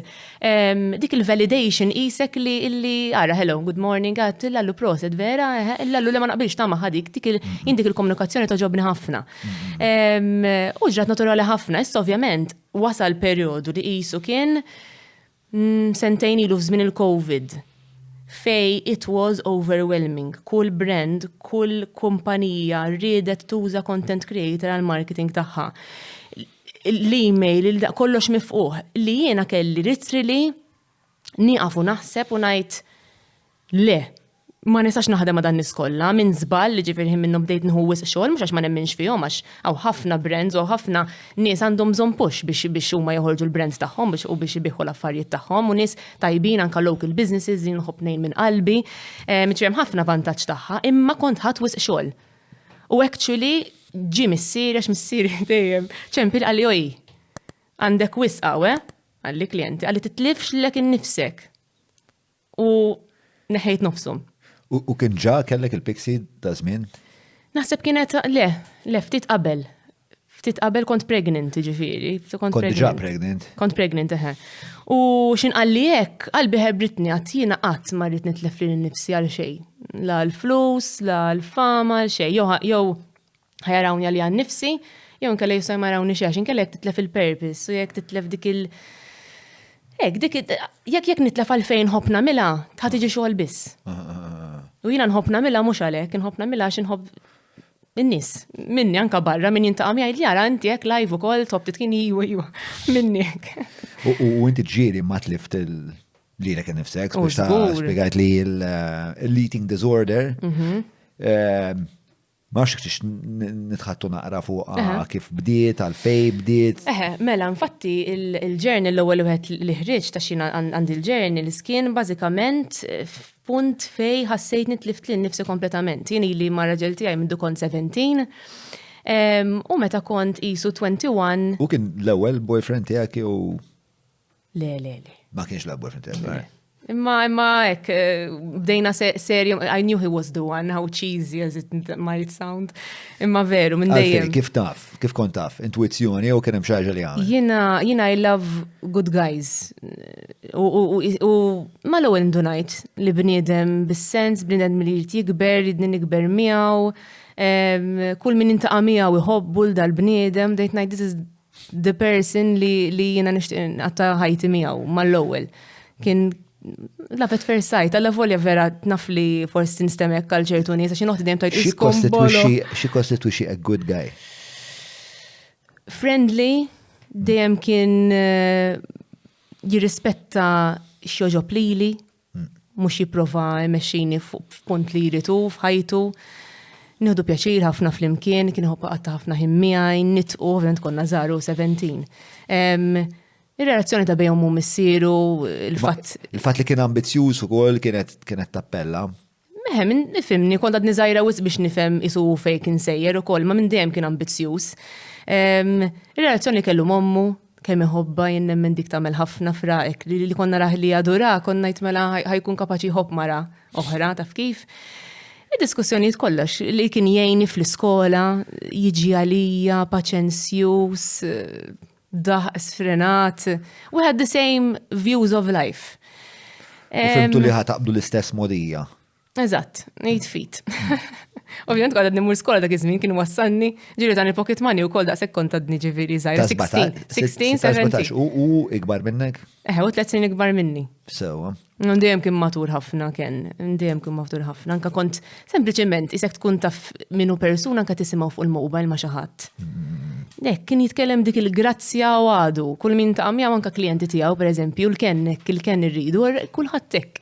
Għatt dal-bniet għandu xi ħaġa tajba żgur, il-qalb isa tider. U għadu sal-lum ġifieri. U naqattu sirtu tim ta' 16-17 sena. Eżatt, l-lum 32 ġifieri, Metz, 15 years. Umbat kif allura kif spiċċajt fil- Eżatt, fleeting disorder, mela. Ovvjament kont ili ma kien jiena u xi sentej along the line jiena xi 22 kilos. F'temp ta' kemm? Sentej, sena u nofs, l-intqajt miegħu. Għalfej taħseb? Pjaċiru. Pjaċir konna noħorġu, jina l-mami per eżempju dejjem kienet toqgħoddi attenta. Is-nisa ma kellix il-mami figure li tajdi tipo isma' jekk ħadd burger illum sax toħod għada ta' pereżempju. Miegħu dejjem kien jikolli jritu u jien ukoll bħalu mmorru niklu l-burgers, il-hot dogs, nixorbu ovvjament għax tmur ġol bars u hekk konna nixorbu xejn dejjem piling on the pounds. Konna noqogħdu pereżempju għand il-mami tiegħu nsajjar jien u nachos bil-ġobon u xejn. Daqs kemm ngħidlek ovvjament xint 20 point. U kellu l-istess destin? Xejn, u xejn, ok. Għalek, dik kienet il-problema. Jagħmel xi il-problema. training, Le, hey, gifted, by God. Metabolizmu. Tajjeb ħafna, unlike me. U msomma, ovvjament, tant kemm kienet sudden, illi il-mami tiegħi tipo għalli ġara. Isnaqs jina stess ma kont indunajt li f'daqqa waħda u għanfajn omtu xejn u jiġini fil-gwardarobba. Xejn ġifiri, kelli dublett tiswet tal-gypsies u tajċ kem kont nixxawat biħ. U għatma niftakarni li kontek, so it was something sudden, mux għax kienet ċaġa ħazina li kont dak il-weight, imma sena u nofs, tizdi 20 kilos, it's huge. U kien ma kien affettwa ruħu xejn, ġifiri dak kważi raġel naraħek iktar jattira ruħu għal-mara li għanda forma, ġifiri kien ma kien assolutament xejn, ma ġabnix self-conscious. Mbagħad il-mami tipo fetit li għajnej għalt isma' xejn mu jiġik u dak iż-żmien. Anka flus taħwex kollox kienet problema u kont mortat nutritionist u kien għalli why do you want to lose weight? U jien għatlu to get into my jeans, għalli that is not good enough. Għalli int għandek bżonn motivazzjoni ħafna iktar ċara għal-fejn tixtieq tonqos il-weight. U l-ġimgħa ta' wara kont mort nibki għandu kont għatlu għax qed inħoss nitlift li nnifsi f'sena u nofs, f'daqqa waħda ma nafx jiena u mbdilt u kollox jisqabadni dak il-panic attack, dik l-ansjeta li isma' irrid nimbidel. Ġrewa għandek xi 18-19 sena ngħidu? Eżatt, 19. U bad kont għamilt din id-dieta tan-nutritionist and I was fine minn hemm, għallimni ħafna fuq l-ikel forsi ċertu affarijiet li qatt ma kont naf. Il-nutritional value tal-ikel, xietela lek l-spike ta' zokkar u xiexle, dak iż-żmien kont imbagħti minn polycystic ovaries jien ukoll, jiġifieri kienet tajjeb li jiena nżomm il-livell ta' zokkor baxx u jisni tallimt u jisni kont inqast isu xi 12-15 kilos u I was happy. U mbagħad ġiet din il-moda kif qed ngħidu fuq l-Instagram, fuq social media, whatever ta' training. U jiena minn dejjem kont kompetittiva immens, jien xi ħaġa li vera jirrigrett illi ma komplejċ sport professional, għax jiena bniedma Brażiljenza fl-sport. U għattissa ċans, għattissa naqbad nitrejnja u rrit isni f'daqqa nsir bħalhom dawn niftakarna għal Michelle Lewin, ġifieri u di għandha ġisem Michelle Lewin. Michelle Lewin? Għandha insomma ġisem. Atleta di xini? Atleta, naħseb ukoll gifted, to be honest, ġifieri tkun naqra ġenetika l-ħaġa wkoll. Imma irrelevanti x'kien il-ħsieb dak iż-żmien. That's not Michelle Lewin, bro. Kif tispelli Lewin? Lewin.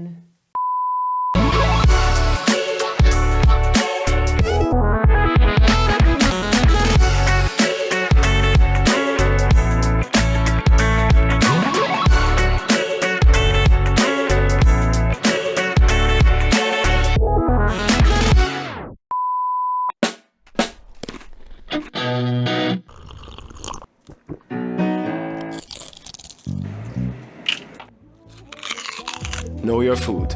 Book your food intolerance and allergy test now. Browns.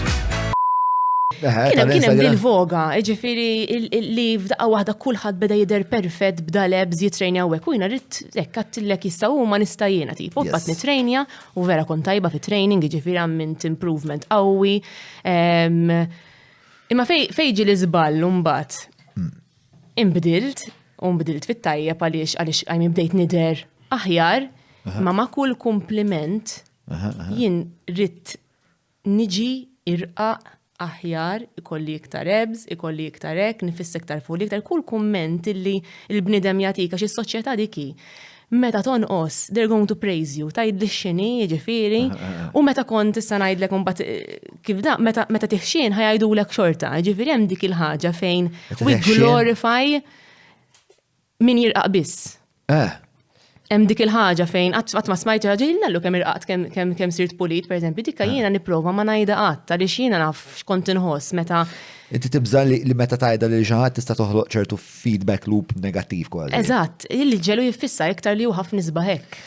Però istra xaqfra taqta minn żewġ naħat u għax jien jekk naf nkun tqawwejt u nitlef 10 kilos bħalma ġieli ġara. Imma però nsaqsik mod ieħor, bejn dak it-trejnja John. U bat nara inti jek tkunx happy li tipo, istra niderina jidek eħed, per eżempju, tider. Pero mod li, per eżempju, xaħat jgħidek, jien anka xaħat kien jgħidli, ma xieġralek imrat. Emma dikka ġoħra, dikka ġoħra. Taf li xorta f'moħħi kont noħoda illi kważi rrit namel ar inti. Rrit namel ar? Isni kważi it wasn't enough, għaxi ma konx naranijek fil-mera, eating disorder dikina kelli body dysmorphia. Sewa. Li bażikament body dysmorphia hija meta inti tkun pereżempju irqiq ħafna, imma inti ma tibdix tarak b'dak il-mod fil-mera, ma tibdix tħossok b'dak il-mod li jiena tiġini jeans illi jkun ma jkunx żgħir u jiena kont inħossu s-sikkat. Okay. Meta xi ħadd jgħidli kemm inti irqiqa u jien konna neħoxna. Ċi dik hija body dysmorphia fejn inti għalfejn tiġi nafu, għalfejn tiġi. It's an eating disorder. Ma x'ikun x'inhi ż-żerrija li minna tembedden lack of confidence, probably. Għax jiena pereżempju jekk dak iż-żmien xi ħadd kien jgħid ġisem għandek ma kontx nemnu.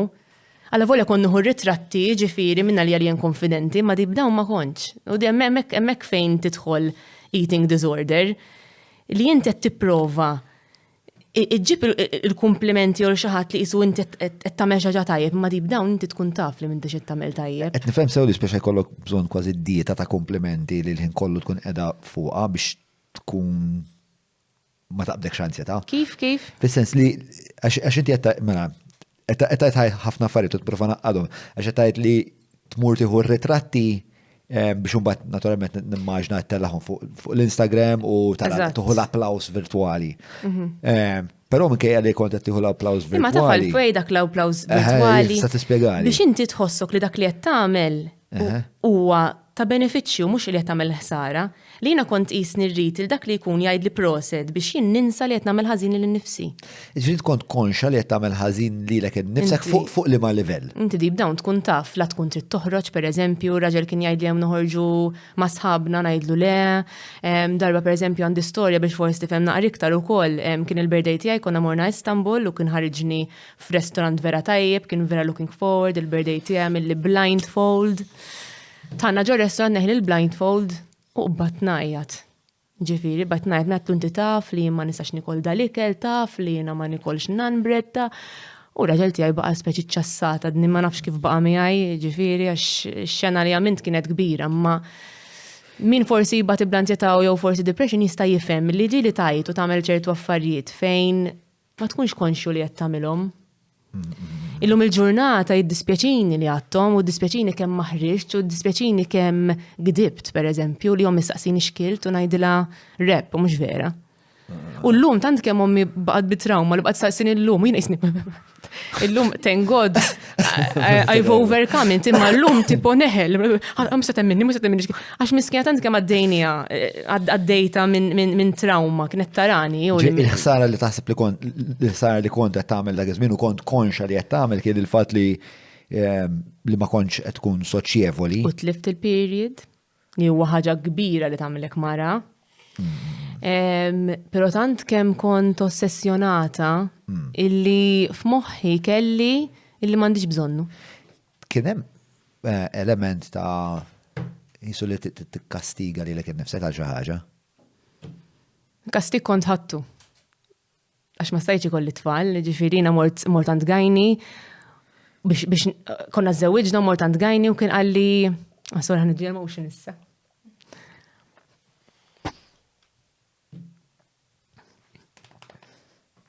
Tixus xi ħaġa ma nanna. Ċili kellek biex ħadd jikri. Ejja ta' ejja. Yes, it's fine. Entirely fine. Obviously, it's a very delicate it's at the core of humanity. Nitkellem kemm nitkellem fuq ma tiġi iktar faċli. Mela. Ara kemm tkun ġofija il-ħaġa, kemm tkun vera ġo bubble għalik. Illi jiena kważi insejt jew ta' parsi ma rridzajċ li inqas nista' nipprova tfal jekk inti ma jkollokx period. Hija ħaġa naturali. U meta kont mort għand l-ewwel gajni li kont mort kien qalli minti m'għandekx ovulation, ovvjax m'għandekx period, jien dak il-ħin għajt niċċassa lejħax għalli xi ħaġa li deep down kont naf, imma li jgħidilek bniedem għal rovja kemm ħajġu ksibijiet, mela jien għażik ta' figer. Għalfejn mort ta' tabib ġifieri inti? Għax ma sajġ inqabad pregnant ovvja. Imma kont taf se jgħidlek? Kont naf imma rrid nismaħħa minn xi ħadd professjonali, jiena ħsibt li forsi ħamur jgħidlu jissaħu dawk. Taf kif u mbagħad pereżempju ġik il-period. Kienet ħafna iktar diffiċli minn hekk u kelli positive ovaries, ġifieri dik hija xi ħaġa li hija komuni, speċjalment meta pereżempju dik samta fuq social media realizzajt kemm kienet komuni kemm ma kontx waħdi, dik ukoll hija xi ħaġa li vera nara pożittiva li ma tħossokx waħdek. Però kienet ħafna iktar komplikata minn hekk għaliex blood test wara blood test ħadd ma jista' jsib li xejn. M'għandekx problemi intu jiena għandi ta' żgur għandi problemi għax m'għandix ikolli tfal għax m'għandix period pereżempju, kienet a very long process. U during this long process... Ma xadda minn moħok il-moment li għallek isma, inti ma jistax kollok tfal, għax għandek il-period. U inti... Lejn jinqat maqtajt qalbi, ġifiri ħadd... Ovvjament hemm different waves, ġifiri hemm IVF, hemm ħafna, thank you. Hemm ħafna fertility treatment li inti tagħtieħu, ġifiri bniedma li ma naqtax qalbi, jien ħansir Dik kienet dak l-uffiċċju dak il-ħsieb. Le, jiena ħriġ minn dak l-uffiċċju b'qalbi maqsuma bil-ħsieb illi jiena r-raġel tiegħi qatt ma nista' naħ missier. Qabba fija. Dik kienet l-iktar. Għax ħassejt, inti meta tkun qed tagħmel xi ħażin għalek innifsek. Jew you're malnutrition, u qed tagħmel xi ħaġa għalek innifsek inti tħoss Imma mhux dejjem taċċetta. Naħseb li inti taċċetta li qed tagħmel anke meta jkollok, pereżempju jiena niġi minn familja illi we're very prone to depression u anxiety u rajt ħafna nies li huma close tiegħi li jkunu vulnerabbli ħafna nibda ngħid ma kif qed taħseb hekk fuq għan-nifisha pereżempju bad by time I realize li mhux għax iridu huma. Hija diffiċli biex intaċċetta jkollok problema u tħossok qed tiġġennen. U jiena ħassejt qed niġġennen. Ħassejt illi ma kontx naf kif ma noħroġ minna inti għadek bleeding disorder. Mela il-focus tiegħi huwa biex ikolli tfal, imma biex ikolli ġifieri biex ikolli l-period tneħxin, ma għadni bleeding. Hemm ħafna affarijiet illi dak iż-żmien kienu wis overwhelming għalija plus li tinsix jiena bniedma li mal-familja tiegħi jiena strong ħafna. Ġifirina rari, sorry, naspittixxu. Rari jisimgħuni li ħanaqta' qalbi fuq xi ħaġa, jorawni breaking down, jew nibki, jew. So jiena dejjem xtaqt li nibqa' strong li probabbilment wara li ħriġ tant it-tabib l-ommi għattalli kollox sewta sa nerġa' niltaqa' miegħu u mbagħad naraw, so dejjem żammejt kollox ġo fija. U mbagħad niftakar kont mort għand psikjatra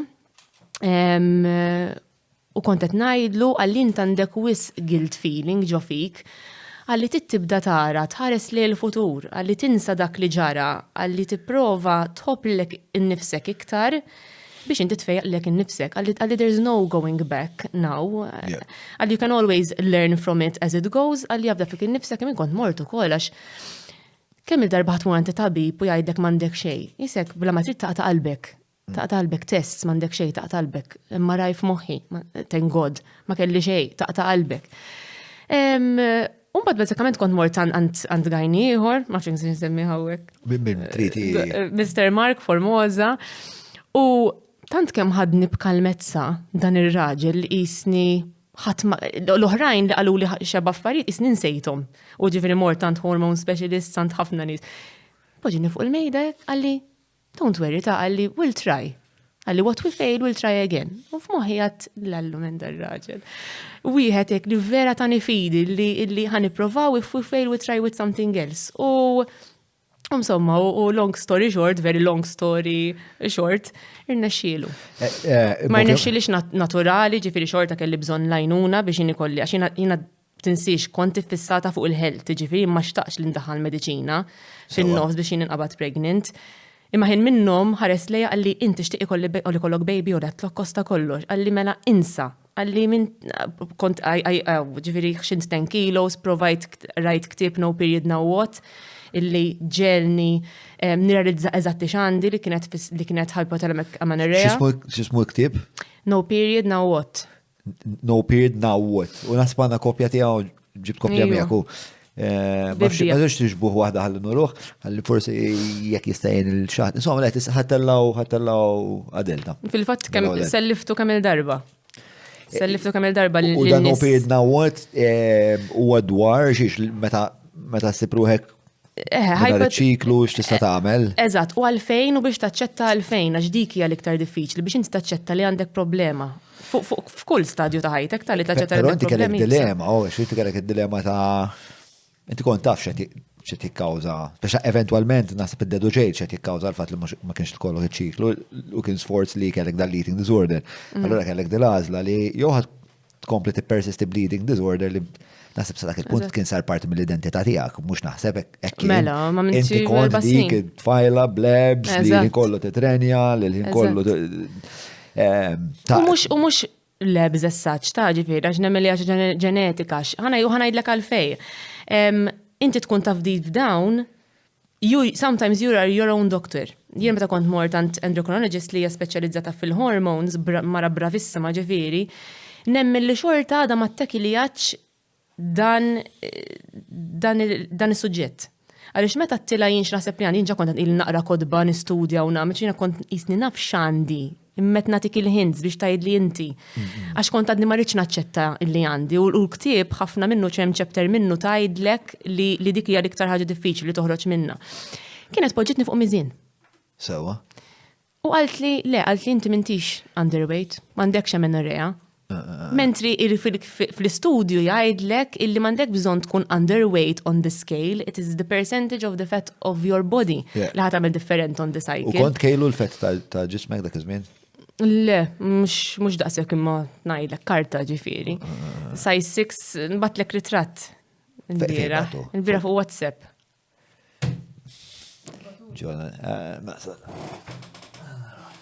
U qatt ma rajtni hekk jien għal-ġieħna. Nistgħu nruħ Tamara? Ija mela. Forsi jifmu.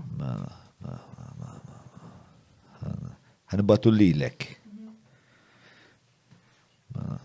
U żgur, u ankastra. Il-wiċċ jidher. It's not the abs as such, għax mhux kull min għandu abs u unhealthy at all. Ġifieri mhux dak is-suġġett. Mela, ħbib tiegħi, grazzi tal-li qed issegwu, il-vera napprezza l-appoġġ li dejjem tagħtu dan il-proġett. Infakarkom ukoll li hemm qatt ta' kumpaniji li joġobhom ikunu ta' sosten għal dan il-proġett u għal dan stant jien ovvjament nirrakkomanda li fejn tistgħu tagħmlu użu mill-prodotti u mis-servizzi tagħhom. Dawn l-azzjendi huma Derek Meats 998-66425 jekk tixtiequ waslilkom l-ikla, laħam fuq l-adba. Hungry Hippie, Browns, Apex Media, gratu koll il-teatru Malta li bħalissa għandhom bej 16 u l-25 ta' Ġunju għandhom il-wirja dik is-siġra f'nofs ta' triq, Vini e Capricci, Maple, Garmin kif ukoll Kutrikon li għal grazzja tal-la xumma n-nies ġenwini u vera bro, jien qed nagħmel id-dar. U għabbat il-Kutrikon għam biex għamlu l-leziz. Ftit minn nies li jituk ħin u jieġu fil-ħin, dak li kellhom iġibu magħhom, li spiex ta' l-interazzjoni magħhom hija interament bla ħesil, apart li għandhom fil-fema tiegħi l-aqwa prodott fis-suq. Grazzi wkoll l-Kneecaps kif ukoll l-Stretta. Ara tlaqna dwar taħdida jien u Tamara għalfetna minni. Tamara Web.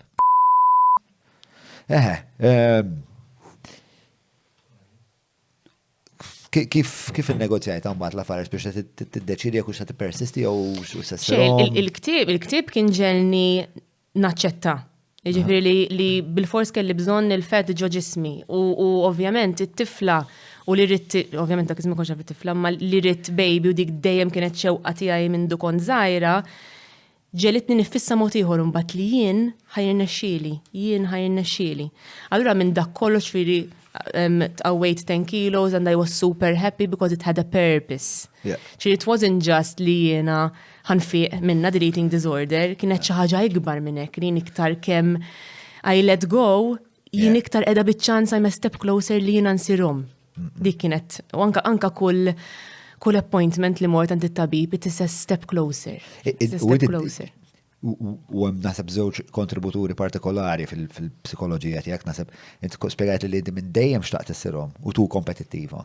U spex naħseb meta jiltaqgħu dawk iż-żewġ affarijiet naħseb li hija dinamita ta' motivazzjoni. U dejjem hekk dak il-ħsieb anke askont ngħid ma kontx ngħid tgħid li r-raġel jew apparti minna ma raġel jibża naqra. Jien aktar koraġġuża, askont ngħidlu x'qed jagħmilli u x'jagħmel, intant kemm kelli fidi fih it-tabib li jekk issaqsini eżatt il-proċess li għamilt qasnaf ngħidlek għax kelli fidi trust kompletament fih. Madam Mark Formosa. Illum ma nafx għadux, għax milux ovvjament jibatuli ħafna jena, u għax ħafna nis din hija komun immens.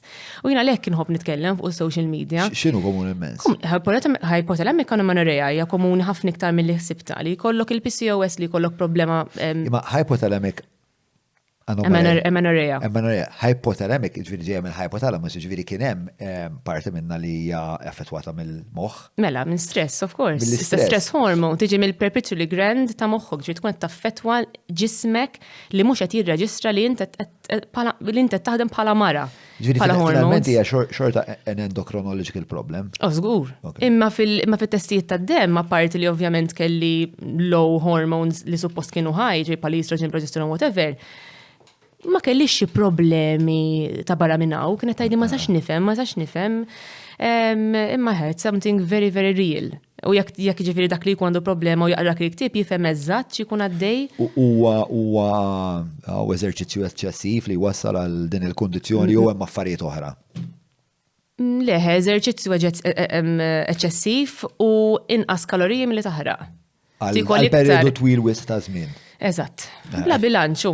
Bla billi ma jkollokx bilanċ u l-istress li titfa' lilek innifsek taħsib il-ħin kollu. Pereżempju, jekk jiena konna fl-hemm food group illi jiena mhux suppost niekol li nkont nibqa' nħares lejh isu xi ħaġa ta' barra minn hawn. Isu l-għadu. Kollox kien jaffettwa l-ħajti minn x'inqum sa x'innorqod. Kull ikelli nara, kull drink, kull kuħat li jiekol, kollox kien jaffettwa l-ħajti. U l-biraħat li differenti mill-anoreksja, però. Għalfej, xin id-distinzjoni bejn? Issa ovvjament jien nista' anorexia ġifieri naf ħafna minn kien anorexic, ġifieri it is a completely different eating disorder u ħafna eating disorders, anke obesity hija eating disorder u sakemm tgħaddi minnha tkun taf vera x'inhi għax ma sax ngħidlek eżatti xi ħossu. But they're equally tough. U dak li kien jimmotivak biex tgħaddi lilek innifsek minn dan il- Dejjem nimmaġina nifsi pregnant. Sewa. Kienet motivazzjoni kbira, kienet challenge u goal kbir. U l-lum il-ġurnata mfatti tant kemm irrealizzajt bl-iżballjament li ma tkun excessive kollox u dak iż-żmien ukoll meta kont għaddejja minna qatt issa jien jew ħanqod inqum u noqgħod fis-sodda depressed, għax ovvjament inti qas tkun titċaqla, qas tkun isu titilħat jarak, inti tkun mdejqa ħafna u jiena vera ġoli bħala persuna. Għat jom kella ħani kreja xaħġa li ħatoħod li ħafna mill-ħin u ħafna mill-ħsibijiet kif għatlek minnix persuna ta' wahdi. U deċidejt li ovvjament peress li kont designer għat issa ċans il noħloq xaħġa tijaj l-dak iż-żmien kont nitkellem ukoll fuq social media fuqhom dan il-problemi u kont nitkellem dwar l-importanza li kont inqum filgħodu u nikteb dak li nixtieq nagħmel throughout il-ġurnata u dik kienet tgħinni ħafna. Ħalli jiena nkun naf li qed nimliha l-ġurnata b'affarijiet li għamlu sens, b'affarijiet ta' valuri anke li intaqa' mħabba tiegħi dik xorta li kienet tkun importanti. U kont nagħmel daw it-to-do list, kont insajjar affarijiet healthy imma bdiet bilanċata, ġifieri kollu healthy fats. I knew exactly what I was doing biex jiena infiq minna di. U llum il-ġurnata sajlu 5 snin ħriġt bil-Balance Queen Journey li bażikament dan jgħinek kemm jista' jkun tara l-ġurnata u x-xahar u torganizzah biex inti timlihom ħin. Ġieli ngħidu pereżempju m'għandix ħin nagħmel hekk, m'għandix ħin nagħmel hekk. Jew ssib ruħek waħdek toqgħod taħseb. Journal u nemmen jien li tikteb inti tgħinek ħafna biex to conquer the day, bażikament. U minn flok, eżatt, kif qed ngħidlek ġifieri kont imdejqa dal-affarijiet, għamin sentej li trid diżinjah mill-bidu sal-aħħar. U l-journaling għandu jien nagħmel ħafna journaling. Ma nafx kux speċa l-istess. Għall-istess raġuni, speċa l-iktar nagħmel journaling tal-ġurnal, speċa għada fil-għodu, nagħmel il-ġurnal tal-lum biex nerġa' isni nipproċessa il-ġurnata imma fit-terza persuna. All right. Biex nosserva li l-nifsu kif interraġiċejt. Nannu tijaj bħalek. Kollox Jgħaddi minn dak il-proċess. Kollox, jek tajdlu x-xar liħor fi 28 ġara, bum, jimur jgħidlek kollox. Le, jina jgħidek il-verta, ovvjament peress li jina aktiv ħafna fuq Instagram, as funny as it might sound għal ħafna nis, jina dak huwa l-ġurnal tijaj, ġifiri jina kifatlek, inħobb nara kollox britratti imma. Pero bħala journaling meta jidħol The Balance Queen, iktar bħala nifoka kif għandi nqassam il-ħin, illum sirna busy ħafna. U naqgħu fin-nassa fejn ngħidu jien m'għandix ċans nagħmel hekk, m'għandix ċans immur ġim, m'għandix mentri meta vera tara the whole picture ta' ħajtek u the whole picture tal-ħin li għandek fix-xahar u l-ħin li għandek fil-ġurnata tiskanta kemm meta tikteb tinduna li jkun hemm loopholes fejn tista' tagħmel xi ħaġa li tiegħek Xiġifieri? Ġifieri l-schedule tal-ġurnata tiegħek. Mela, jum waħdi. Organizzata hekk inti. Nipprova ħafna, kont ħafna iktar qabel ma kelli żgħira tanda tu għana ħaf. Jiġifieri ovvjament il-prioritajiet hija mhux għax inti inqas organizzata ma xi tfal ma aġenti tal-kaos. Bla ma trid ikollok ħafna inqas ċans. Jiġifieri qabel ovvjament il-ħin kien kollu fuqi.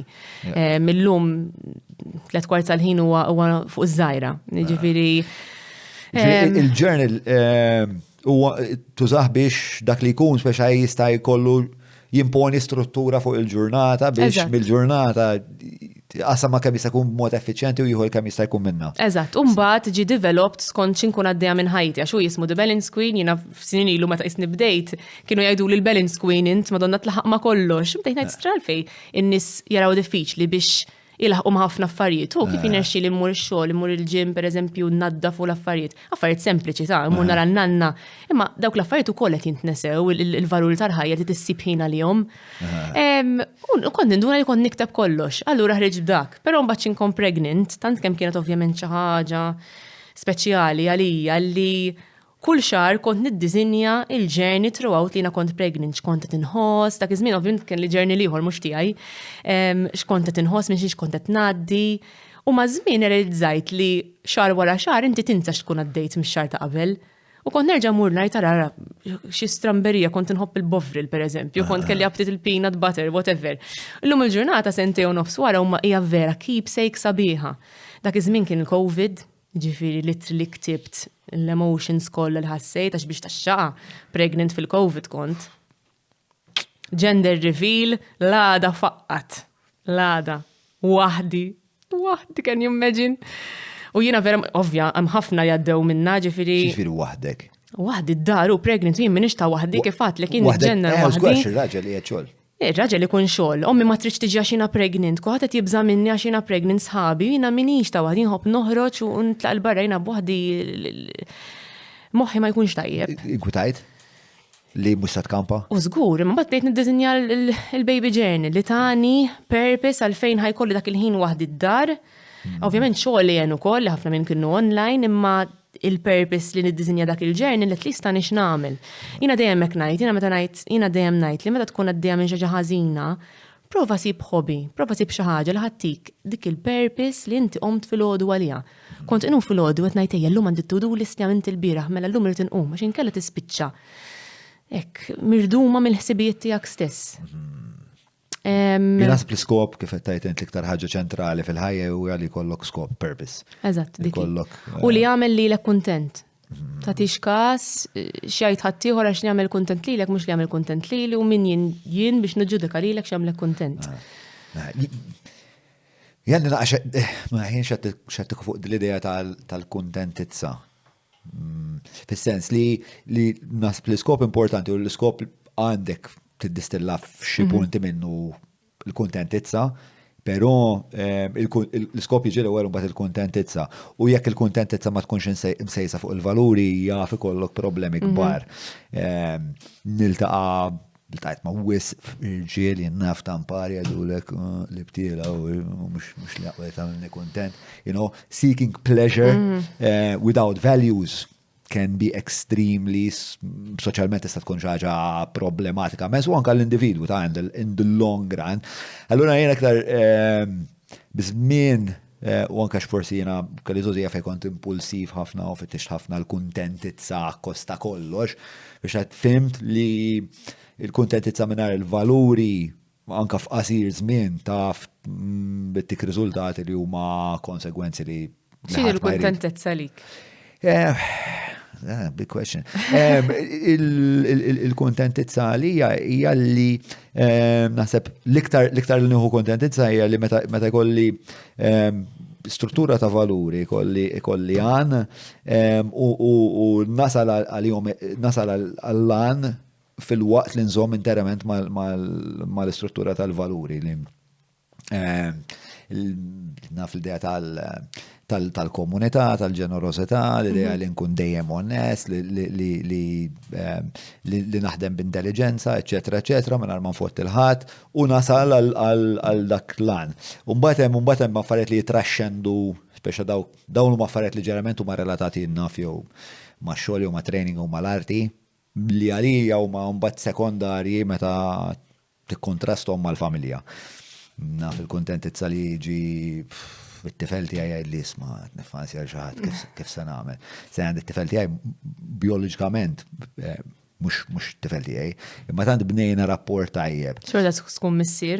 Li jiġi fil-aħħar darba, pereżempju qal li isma' jien inqaxxar l-ewwel darba. Il-fer, dak fer. Li taf tħobb dik hija l-kuntentezza jiena lija. In short, jiena nħossni fortunata li naf nħobb, naf napprezza. Unħobb nejn, per eżempju, inti l-istess. Inti ġifiri minn arma, ovvjament tajda. Dik il-ħagġa ta' relazzjoni li għandek ma' tifel tijak li mux tifel tijak, tħossok proud, li tant kem għandek imħabba leħ, li it's something really good li għamint fajtek. U li anka meta kienet faċli għalija li ma nissagrifikax li nħalli li l-nifsi namel dak li nishtiq namel minn flok ninvesti fihom. Investejt fihom u l-lum il-ġurnata għandi irbit ta' vera li minnu mbagħad innissel ħafna kontentezza ġifieri it-tifel ħin kollu nfaqgħu ċajtin it-tifla l-istess mal-mara l-istess. Imma sar bċertu livell ta' investiment uman. L-istessin, very, very similar. Ġifina l-istess konta ngħidlek ġifieri l-valuri tal-familja u l-momenti li l-lum irridu nqogħdu attenti li ma nitilfuhomx. Għalfejn din it-twissija? Għax iktar kemm nara żgħażagħ u nintaqa' ma' żgħażagħ nirrealizza li jisom irridu l-kuntentezza minn affarijiet oħra. Ġifieri lek qed ngħidlek li alla volja content creator xorta l-valuri tiegħu jibqgħu il-memorju l-ħin mal-familja għaliex naf kemm se tkun detrimental li inti tgħix socially. Il-COVID għamlet ħsara kbira, nemmen li żgħażagħ, ġifieri għandi kuġina tiegħi darba tkellimni u din sport psychologist. Għalt li sirt insiba diffiċli kif how I engage magħhom għax huma tant kemm huma għandhom dik il-fear of missing out through socials. Per eżempju, meta kont żgħira jiena kelli l-best friends tiegħi konna nintaqgħu l-għada. Ġifieri tlaqna baj, ħadna pjaċir, intqajna l-għada. Illum iż-żgħażagħ jitilqu mill-iskola jridu jkomplu jkellmu l-xulxin id-dar għax għandhom l-aċċess. Allura jekk jiena xi ħaġa ħażina bejn il-ħin tal-iskola u fil-għaxija inti ġa tmur isek ansjus l-iskola li għad xi ħaġa ħażina jew li m'għamlitx lix like jew li taħsebek fuqi taf kif għandhom ħafna stress socially. Jiena konna nħorġu Friday u Saturday ma' sħabna, illum jieħdu għalihom jekk xi ħadd imur għand xi ħadd għax jafu. There's always that awareness qed jiġri madwarna. I think it's a lot of information. U l-laki naħseb illi twilit f'dak iż-żmien fejn il-pjaċir u l-valuri kien li tqatta l-isbaħ żmien ma' familtek u ma' sħabek. Illum għadni nagħmel l-istess. X'jiena la volja ma' very social. Meta kont żgħira kellek ġifieri dan l-irbit mal-familja tiegħek. Minn dejjem. Dejjem kellek dal-valur ġifieri. Minn dejjem. Ħajti jiena mhux kemm iħobbuni nies, imma min iħobbni. L-importanti. Jiġifieri anka għax in-nies jgħidu għax popolari hekk ma jiena minni naħliflek illi ma nagħtix każ, eżin inkun barra ninsa illi I'm socially li jafun in-nies minn fuq Instagram, ninsa x'jiena jien u kif ħatarani ħankun in-nies l-iktar importanti f'ħajti huma dawk ta' noddhom fuq żewġ idejn l-iktar nies importanti u dak jott, ġifieri x'jaħsbu fuq huma, mhux fuq ovvjament il-pija tan-nies. Hemm quote vera tajba għax minn qala, I wouldn't take take criticism from someone I wouldn't take advice from. Eżatt. ċaħġa kera. Probabli tħanta ġifieri ma. Ma xi ħaġek. Bejwet u Xtaqt nistaqsi naqra iktar fuq dil-idea ta' żgħażagħ spiex li issa qed tosserva dan il-fenomenu ġdid, eżatt, ta' kif iż-żgħażagħ jinteraġixxu ma' xulxin, ta' kif iż-żgħażagħ jinteraġixxu mal-midja soċjali u jiena mal-midja soċjali not ukoll pereżempju l-WhatsApp u l-Messenger. Lejna hekk qed ngħidlek jiġifieri dik l-użu konsistenti. Hemm ħafna li għalwa. Mux ma finta ħiġġu għamalija tal-inqas. Ġifiri xaġa rajt kemm il-darba probabli u b'daħret lek ġol konxju. Fimni, mux kifet jużaw il-ħin, jien naħseb tant kemm jien illum il-ġurnata jiena konfidenti bl-imħabba soda tal-familja u ta' sħabi. Tant kemm kien kuntenta bihom u nemmen li dik hija il-ferħ tiegħi jekk nista' ngħid xi ħaġa li ta' minni happy, hija laqda li għandi bihom. That's what I'm most proud of, jekk tgħidli x'inhi. illi nixtieq illi ħafna nies iħossuha wkoll li jsibu dik it-trust fin-nies ta' madwarek għax ħatgħaddi minn ħafna affarijiet f'ħajtek, jiġi għaddejt minn ħafna affarijiet u ommi u missieri u martu.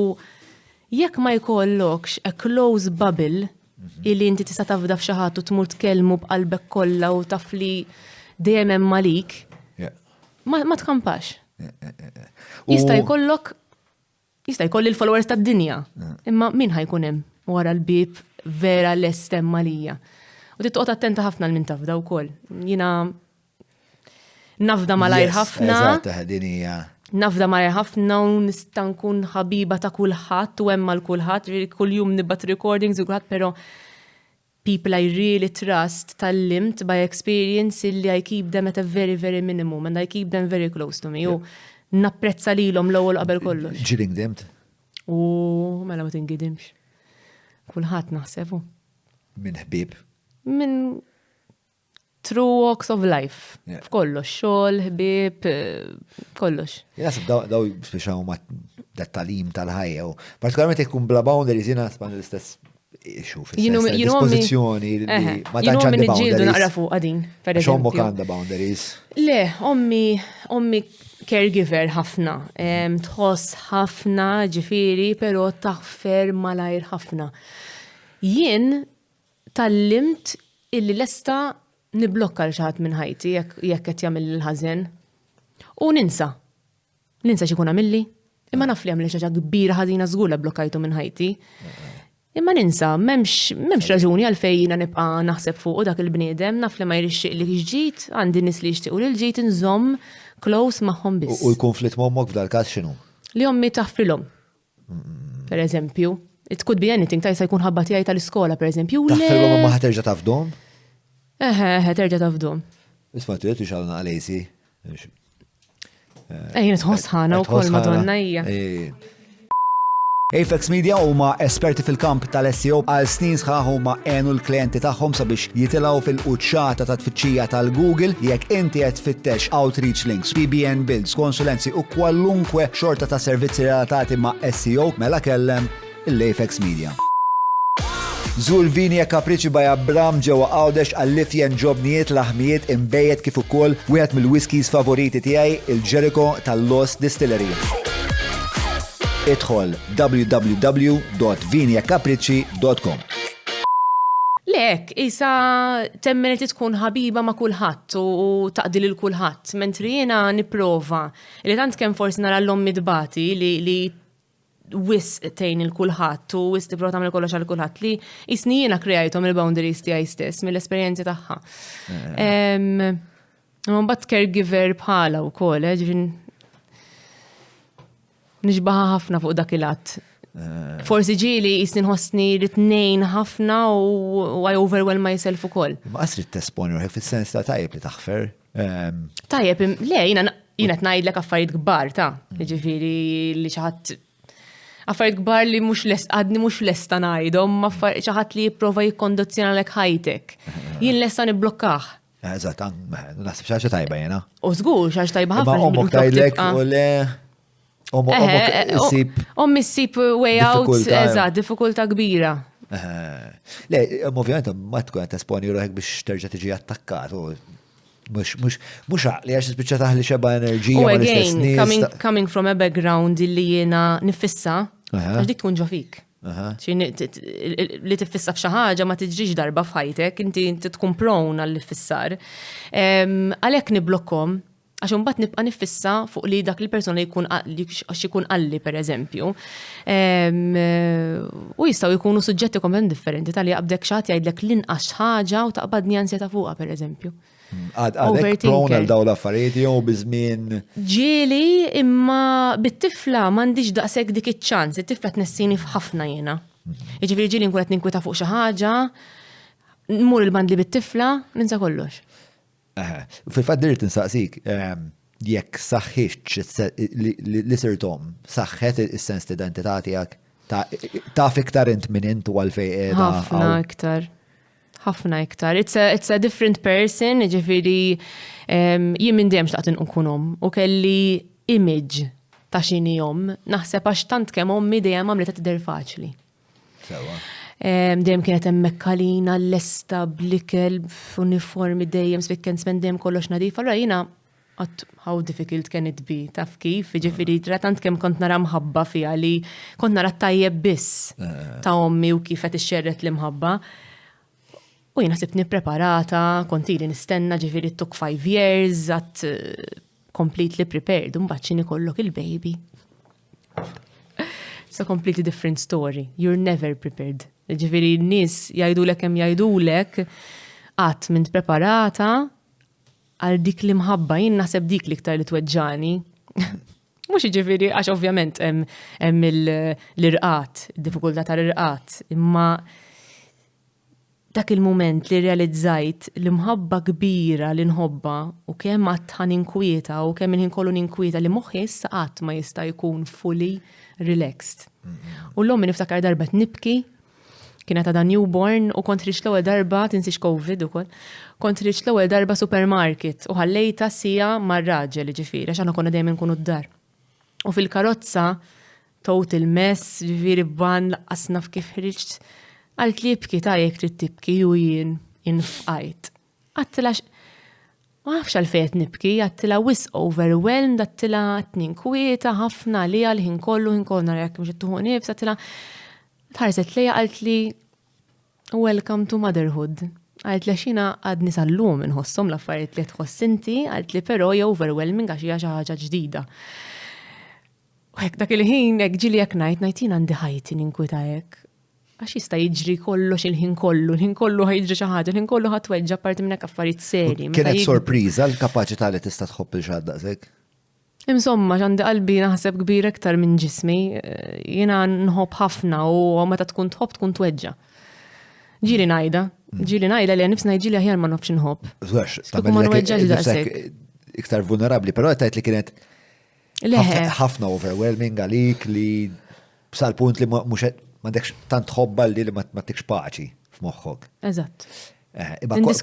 Kont taħseb li jekk kien se jiġri Ma kontx, jiena anka pregnant kellim ħabba kbira leha u ħafna nies ma kinux jifhmuha għax inti ovvjament pregnant qed tikber u hekk tkun naqa self-conscious u kien jgħidu li ma kif ġandek bond ma' dil baby u promise li ġa kelli dik il-bond, ġa kont isni mħabba u nkwiet kbir la jiġri xi ħaġa u ġa kelli dik il-maternal instinct li jrid nipproteġiha.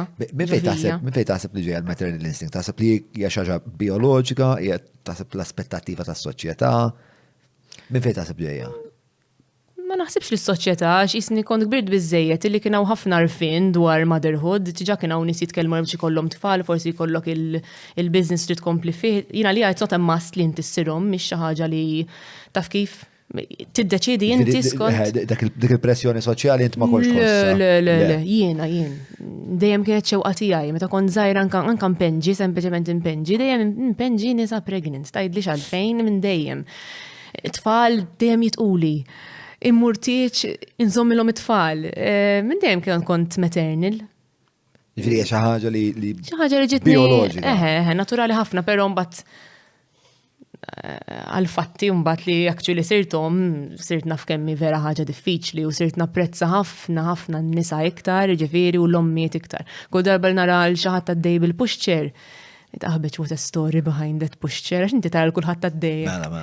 Bil-pushchair u tara taħseb li kulħadd relax, jgħat hemmhekk ġoġo l-ħwienet imma mbagħad intaddi minn intajt jagħmel xi xaddew biex ħarġu. U childbirth kif kienet? Quite positive, very positive. Tħalt qisni sejra l-gym.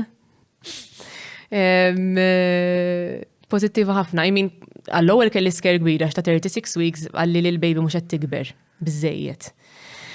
Ovvjament tista' timmaġina. Imma mbagħad għalli ta' 38 weeks għalli nista' nibdi kien it-tabib għalli ta' 36 weeks għalli u mbagħad dak iż-żmien kont every 3 days kont imur niċċekkja l-growth tal-baby li kienet qed tikber. U kont isni nsarraħ rasi, u mbagħad 38 weeks tmur tant appuntament għandu u għalli ħadd ma ninsija, għalli issa nibdew l-induction għat induction x'inhi, għalli li nibdi kiena tipo, għatlu all right. Qabad it-telefonek u jien qagħda qudiemu, għalli inti għadha tista'. U jiena, oh my God, ovvjament skont meta jkollhom post l-isptar. U kienet ċokkanti ħafna, xina dejjem maġnajt bħal tal-films, u ninfaqli l-ilma li kun hemm mid-dar, kulħadd madwar infaqli l-ilma u hekk, u maġra ċej bħal tal-films għax kienet kollox pjanat. Imma bħala childbirth tant kemm kont jina fatlek determinata ħafna, sportiva ħafna, nistra kelli abtitek, nippuxxa u noħroġa minni. Ovvjament, mux għal kulħadd daqshekk faċli ġifieri I'm aware. U ġieli kważi nasib qatt matta eżatt l-istorja fuq social media li l-ewwel darba. X'persin overthinker, nibda naħseb li ħanweġġa n-nies li kellhom li kellhom labor ħażin. Tifhimha? Onestament, diffiċli li nidentifika imma dak il-ħsieb. Għal-fatt li minix mara u ma kellix dan il-pressure. Immanka ma nafx għandi inqas empatija, ma nafx eżatt ma nafx li għandi inqas empatija. Li speċta jiena nħoss li n-nies li qed seguni huma għal-biċċa kbira tagħhom adulti li għandhom l-aġenzija tagħhom biex jipproċessaw l-informazzjoni li jiena u l-konverzazzjoni tagħna. Kif dejna ngħidu kif jixtiequ huma biex taf fl-aħħar mill-aħħar jiena nemmen l-individwu huwa bniedem huwa sovran vera huwa r-riżultat tas-soċjetà u tal-bioloġija tiegħu mhux kulħadd għandu l-fakultajiet. Imma fl-aħħar mill-aħħar jekk jiena biex ma naqsamx l-istorja tiegħi u ma naqsamx dak li għandi f'moħħi u naħseb li dak li qed veru, veru. U ħafna mid-drabi nagħmilha ġifieri I'm a very open book. Imma ġieli ma nafx, iktar kważi faċli taqsam xi ħaġa negattiva biex tagħti kuraġġ isek milli xi ħaġa li taħseb li ħadd tweġġal xi ħadd ieħor u ngħidlek minn fejn ġejja di. Mhux f'kollox hekk, iktar f'dan is-suġġett jiena sensittiva ħafna, ta' meta jiġi għall-pregnancy u għat-tifla, u ngħidlek what triggered it. Issa jiena persuna li ovvjament kummenti fuq nies pubbliċi ħatara l-ħin kollu ma jaffettwawnix għax jiena naf illi either you like me or you don't. Kif għatlek jiena nżomm il-komunità tiegħi li isma' jekk kienet noġob il-dawk, hopefully they're happy and that's it. Min hemm barra minn dik il-komunità jaħsbu huma u they don't follow, whatever, jagħmlu huma. Imma, meta kont għaddejja mill-proċess li jiena kont qed nagħmel daw l-hormone treatments u kollox, għaqatnix ta' nisa li kienu għaddejjin mill-istess affarijiet. Li hija suġġett sensittiv immens. Allura konna qisna kollha we're rooting for each other tipo taf kif hemm min qabad pregnant qabli, mbagħad imbagħad jiena, ġifieri tellajt il-video vera kien emozjonali, ġifieri tal-jat il-familja tiegħi għall-followers tiegħi ovvjament għaliex kienu through this journey miegħi. U l-ar komment li rċevejt f'ħajti ġifieri li vera kissirni kienet ta' waħda mara illi qalt li mela eksew. Għalt li issa mel-issa għat li inti pregnant, għalt li issa ġelt il-loħti tħossa zibel. U jien dak il-ħin krollajt. Għax bejn ma stajċ nemmen.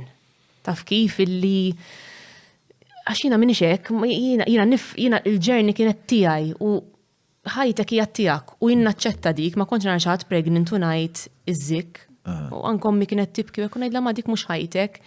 U bejn nħossni guilty, mela bejn ma rridx nemmen li qed tgħidlek u bejn vera bdejt inħoss dik it-toqol ġofija dik il-want li kulħadd jirnexxielu. Allura kont isni niżen il-kliem li ngħid ħafna iktar f'dan is-suġġett sensittiv.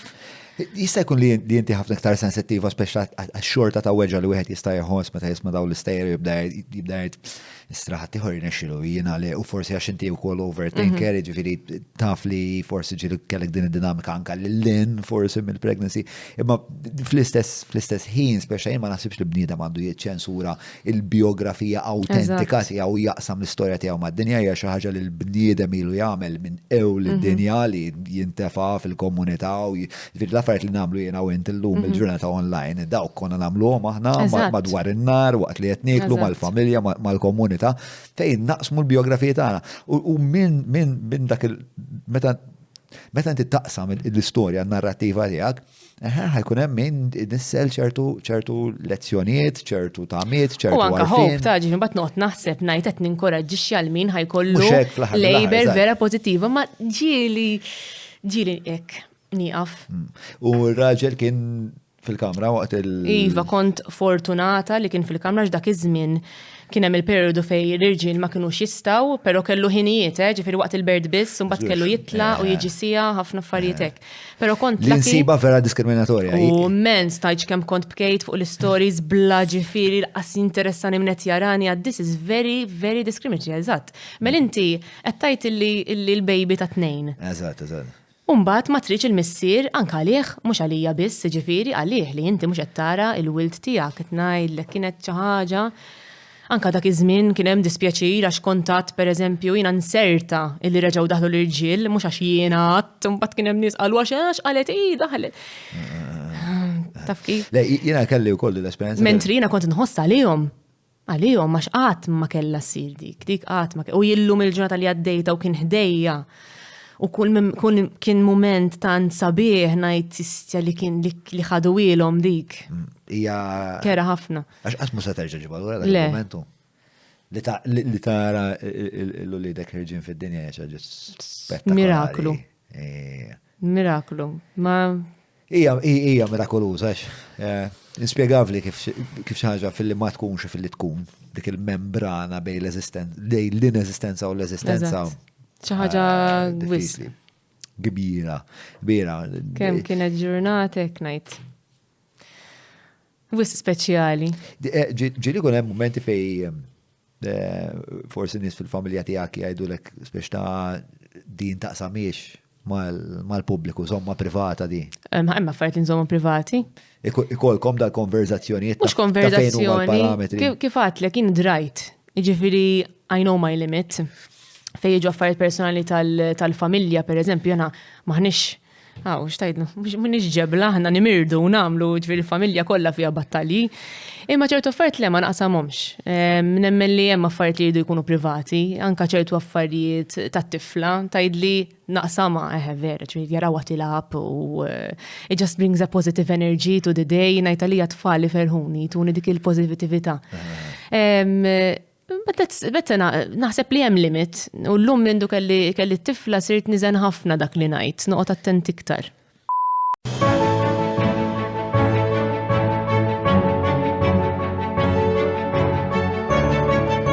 Il-ħobża tal-Malti, il-ħobża tal-Maltin, minant il-Maypole. L-akbar kollaborazzjoni tas-sena għal Teatru Malta ma' Teatru Anon, dik is-siġra f'nofs ta' triq, direzzjoni ta' Chris Gatt u Paul Portelli, kitba ta' Manuel Mifsud, teatru jimxi fit-triq li ma jaf biha ħadd. Mis-16 sa' 26 ta' Ġunju ġewwa l-Emkas Pawla, biljetti minn teatrumalta.org.mt. Qed August? Ħafna. Tantiħor. U reċentament, fil-fat jiena nħu gost immur fuq programmi fejn huma differenti ħafna minn dak li nagħmel jiena, kollhom udjenzi differenti minn tiegħi.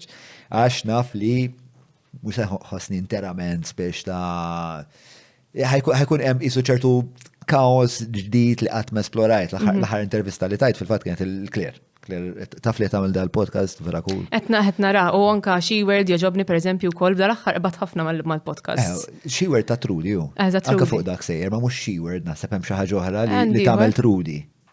Jista' jkun. Ma u sejjer. The interviewer naħseb.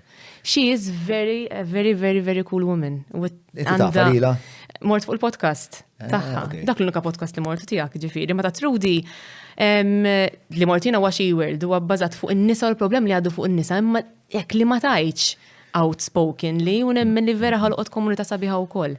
Le nħobb li nitħadda tek diversità nħobb pjaċir ħafna. Jiena l-udjenza tiegħi naf li demografika qisha bejn ieħor across all platforms, let's say 65-35. 65 irġil, 35 nisa. Allura, eżatt.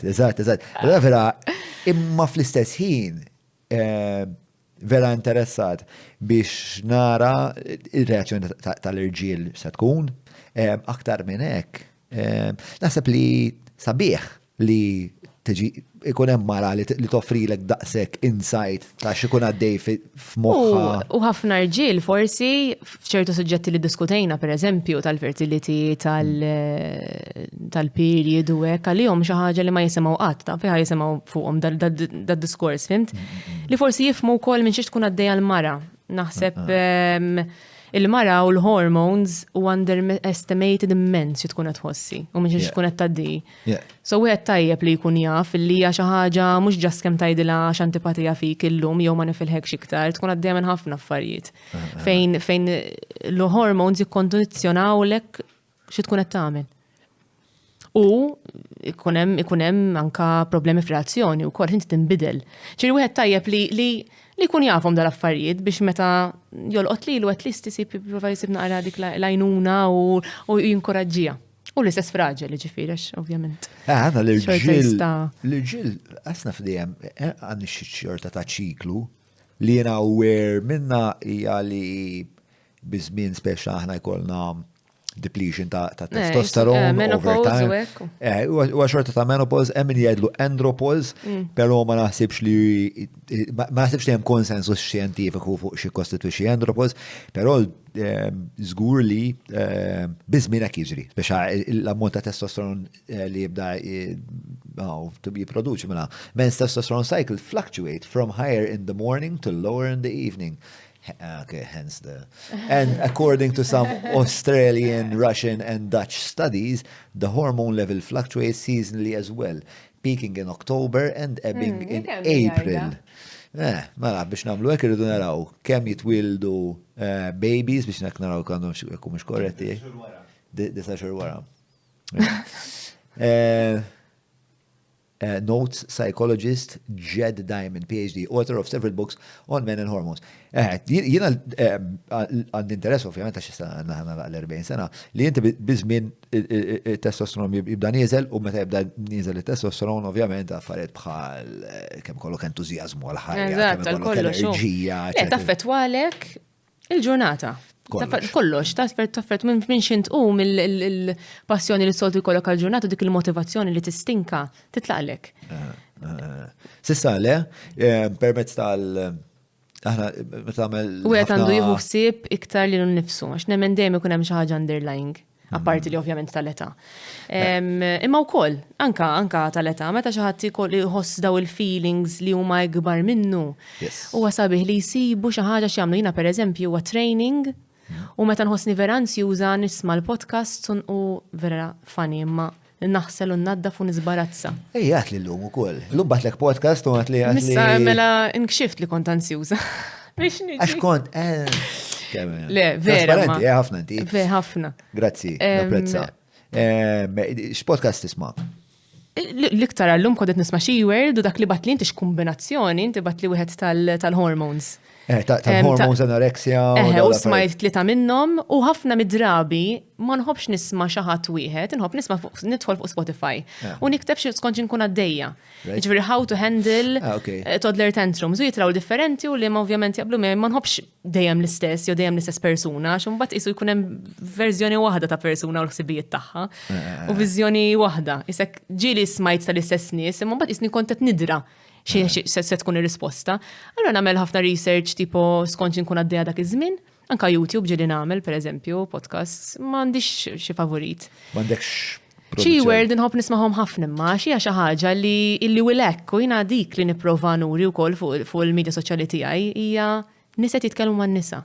Anka sempliċement qed nagħmel il-load f'nofs il-lejl dak li jkun qed jiġi bis-serjetà xi żiktellat li qed tagħmel il-load f'nofs il-lejl, imma forsi dik il-mara li qed tħossha li qiegħda weħeda li kif ma tlaħħaq ma' xejn, kif jiena biss qed nagħmel il-load f'nofs il-lejl.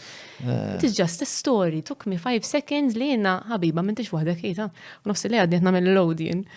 Affarijiet li forsi jistgħu jittieħdu lightly. L-idea li m'intix waħdek hija sabiħa. U jiena hekk. Jiena lek inħobb naqsa ma x'jiena mnobot inkun waħdi. So n-nies iġeluni nħossni qatt mien waħdi, it's a sort of fulfillment għalija li mhux kulħadd. Servizz li qed tagħmel li qed tagħti inti l-ħaddieħor.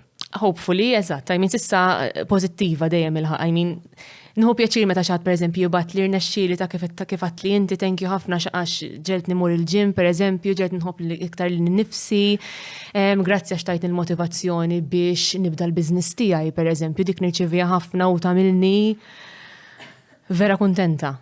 Li qed nagħmel xi ħaġa għal purpose. Per eżempju, what fulfills me jekk tgħidli through social media li ngħin ħafna nies forsi jgħidu imma li biex tidher. Imma le, jekk inti għandek platform u jekk inti għandek vuċi, għalfejn m'għandix nuża dak il-vuċi biex ngħin.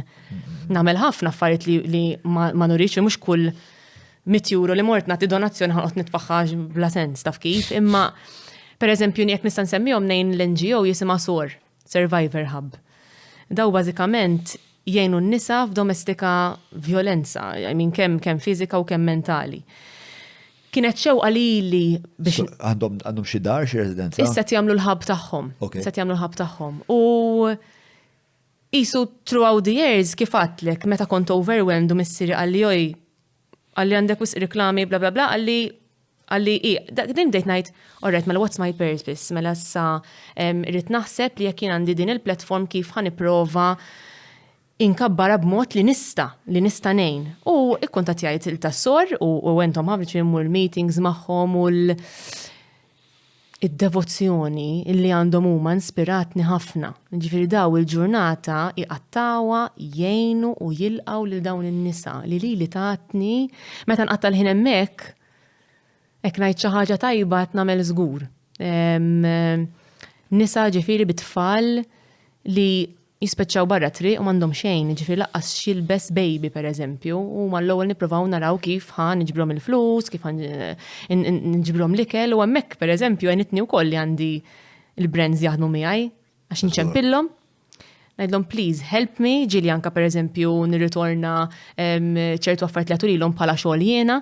Ġifieri naf jekk inti jkollok 3 mentions fix-xahar pereżempju, ngħidlhom isma' dika tijolilhom talasniex dax-xahar pereżempju jiena dik hija vantaġġ li jien nista' nagħmel u huwa xi ħaġa li qisni bli nista' naqla jiena qed nieħu pjaċir li nista' nagħti wkoll.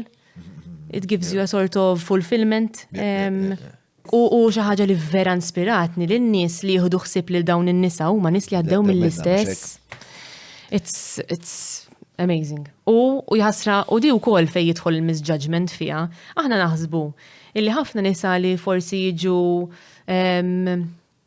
imsawta jew m'għandhomx dar saqaf taħt rashom whatever huma nisa li m'għandhomx flus jew m'għandhomx imma ħafna mill-każijiet tagħhom huma nisa ansi il-kontra illi għandhom ħafna flus li mdorrijin with a certain luxury lifestyle u ħabba l-abuż ġifieri li kellhom fid-dar kellhom li triq tilqu jaħarbu sabu dak il-kuraġġ u spiċċaw b'xejn. Jiġifieri it's from living a normal life.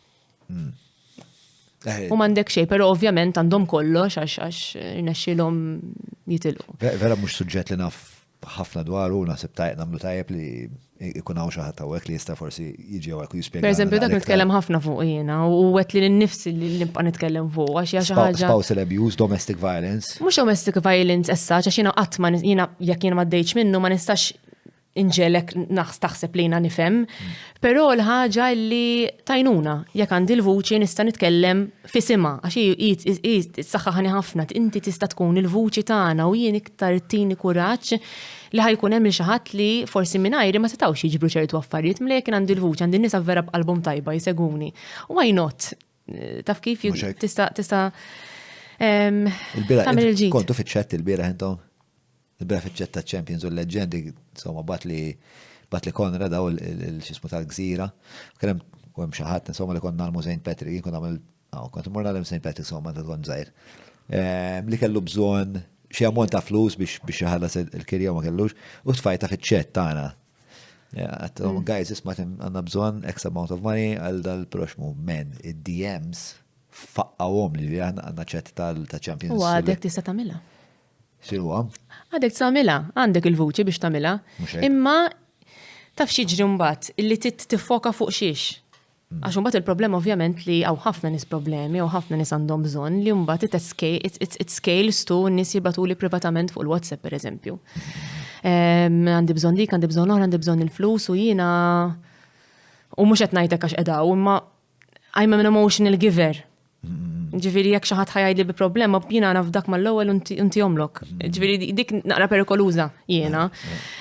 Issa ma nidħolx ma nindagax kif tajt. Ma nindagax sew. So, irrid vera nkun strong li ngħid isma' jiena ħajkolli pat u ħanejn dik il-kumpanija pereżempju, dik il-NGO ovvjament u isek tant kemaw, li tistaqbad il-xaħat u tiffoka fuq u jkollok il-vuċi, jkollok in-nis. And it feels really good.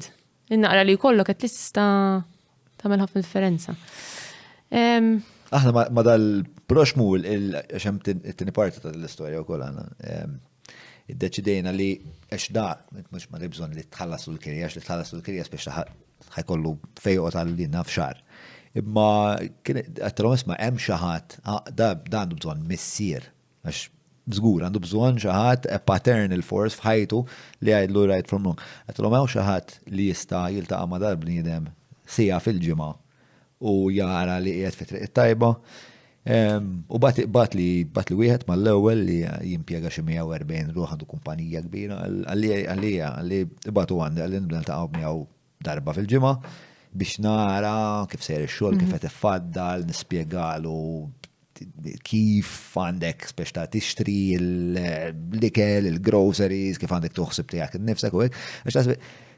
Għax dan huwa u vera xtaqt li ssir ħax da huwa tifel ta' ħafna potenzjal li sfortunatament il-shorti tiegħu ma life takes you in difficult moments li ma jkunux jafu kif ħajħorġu minna. U daw l-istess, ġifieri that's the idea of the hub li għandhom huma, ġifieri mhux just inti mortu daqshekk u kiltu hemmhekk, huma jippruvaw irawmuhom anke pereżempju issa tagħmilli meetings ta' kif jien nista' nagħlimhom biex forsi jsibu l-purpose tal-ġurnata tagħhom, ġifieri forsi nista' ngħinha għandhom business tax-xemat u nista' ngħinha kif tuħsib is-social media pereżempju ta' din il-kumpanija biex jitqumu jkollha purpose għal fejn tgħix, mhux inti taqaf dawk il-ħsibijiet kollha taf kif u issa fejn jagħmlu l-ħabb pereżempju qed jibnu ġnien bil-frott bil-ħaxix qed jgħalmuhom kif jieħdu ħsibu huma ħalli l-affarijiet li ovvjament jagħmlu huma jikluhom.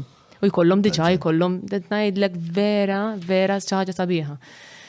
Qed tfakkarni f'dak hemm ħabs. Id-Danimarka jismu l-Bastoj. U dan huwa ċekku fid-Danimarka jew Norveġja, dan huwa bażikament gżira fejn jibgħatu l-iktar kriminali gravi l-arf tad-Danimarka għas tan-Norveġja. Imma huwa hija gżira ta' self-sustain, ġifiri il-gwardjani, inti għastenduna li huma gwardjani, plas li hija gżira, plas li ġifiri kull detenut għandu appartamenti għaw, blan switch shower, għandhom music studio, għanna kitted sa' snienu. Imma għaxu ma speċa ir-responsabilta edha purament fuq spallejhom biex huma jieklu, biex jibqaw jiġġeneraw l-elettriku, jibqaw jiġġeneraw l-ilma, eċetera, eċetera. L-ammont ta' reċetivizmu minn dan il-ħabs jidir li huwa rib l-20%. Sa meta tikkuntrastaħ pereżempju naf mal-ħabs Malti, ħabs Malti aħna nasib xi 80%. Biex turi kemm meta tagħti skop il xi ħadd titraxxendi ħafna komplikazzjonijiet mentali. Eżatt. Irid ikollok goal. Il-ħajja meta tkun reżiljenti għalija u temmen fik innifsek tieħdok fostijiet direzzjoni tajba nemmen jien. Jiena ikolli ħafna nies li jkellmuni pereżempju jaqtaw qalbhom issa jien onestament jien ma narani xejn. Eżin jiena naħseb l-unika ħaġa forsi tajba li għandi li I am happy where I am at, li dik hija diffiċli ħafna biex wieħed jasal għalija l-bqija m'għandi xejn speċjali iktar minn ħadd ieħor etwol mis-sema l-isfel kulħadd l-istess. Imma meta jkollok ir-reżiljenza illi inti tinduna li qiegħed f'pożizzjoni f'ħajtek fejn m'intix kuntent. Għandu jibżonn ikollok change u tirrealizza li inti għandek bżonn tbiddel.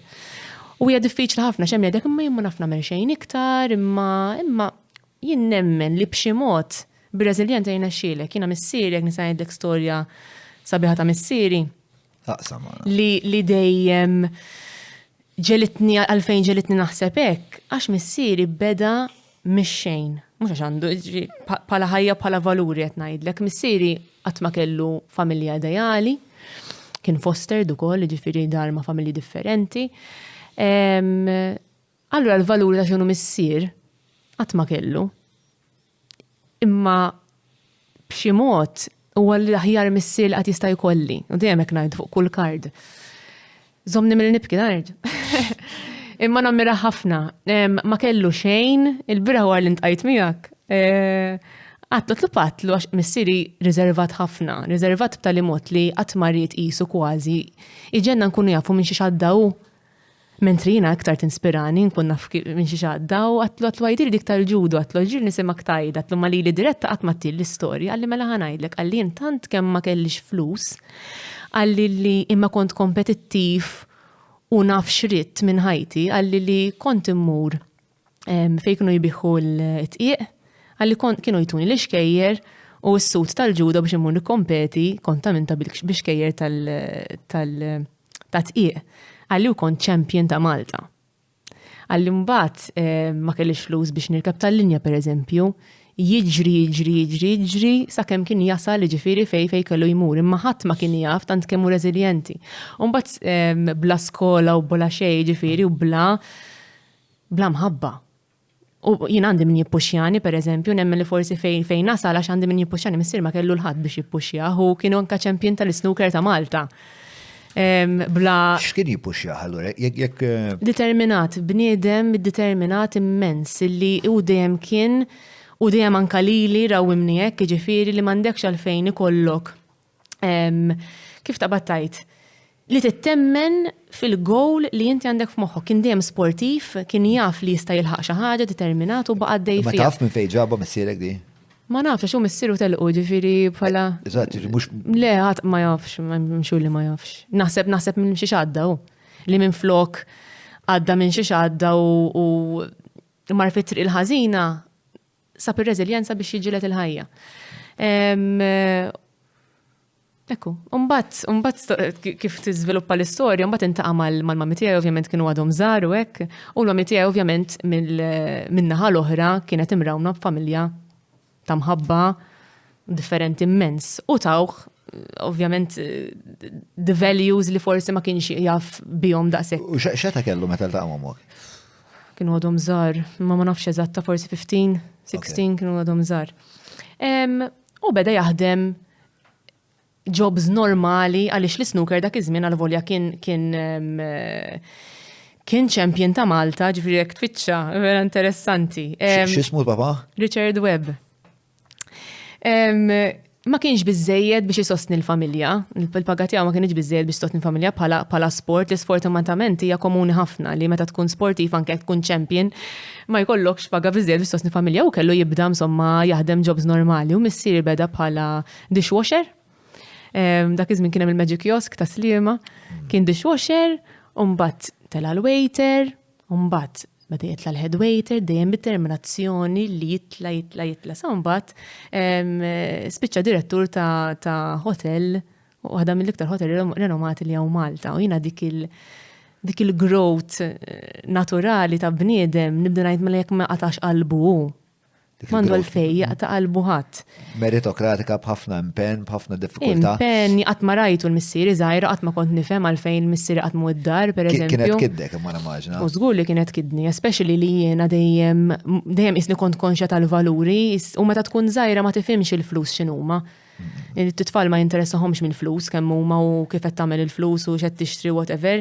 Ma kontx nifhem għalfejn missieri ma jiġix ix-shows tal-iskola kollha u għalfejn ma naraħx id-dar, kont inkun irrabjata ħafna. U mbagħad ovvjament xi kbirt sirt naf li għall-edukazzjoni tiegħi pereżempju għax konna nsifru, n-nies kienu jaħsbu hekk daw dejjem isifru mura jgħidilhom kemm ħadem u kemm stinka u kull ħaġa li kien jaqla kien għalina biex nikrew il-memorji.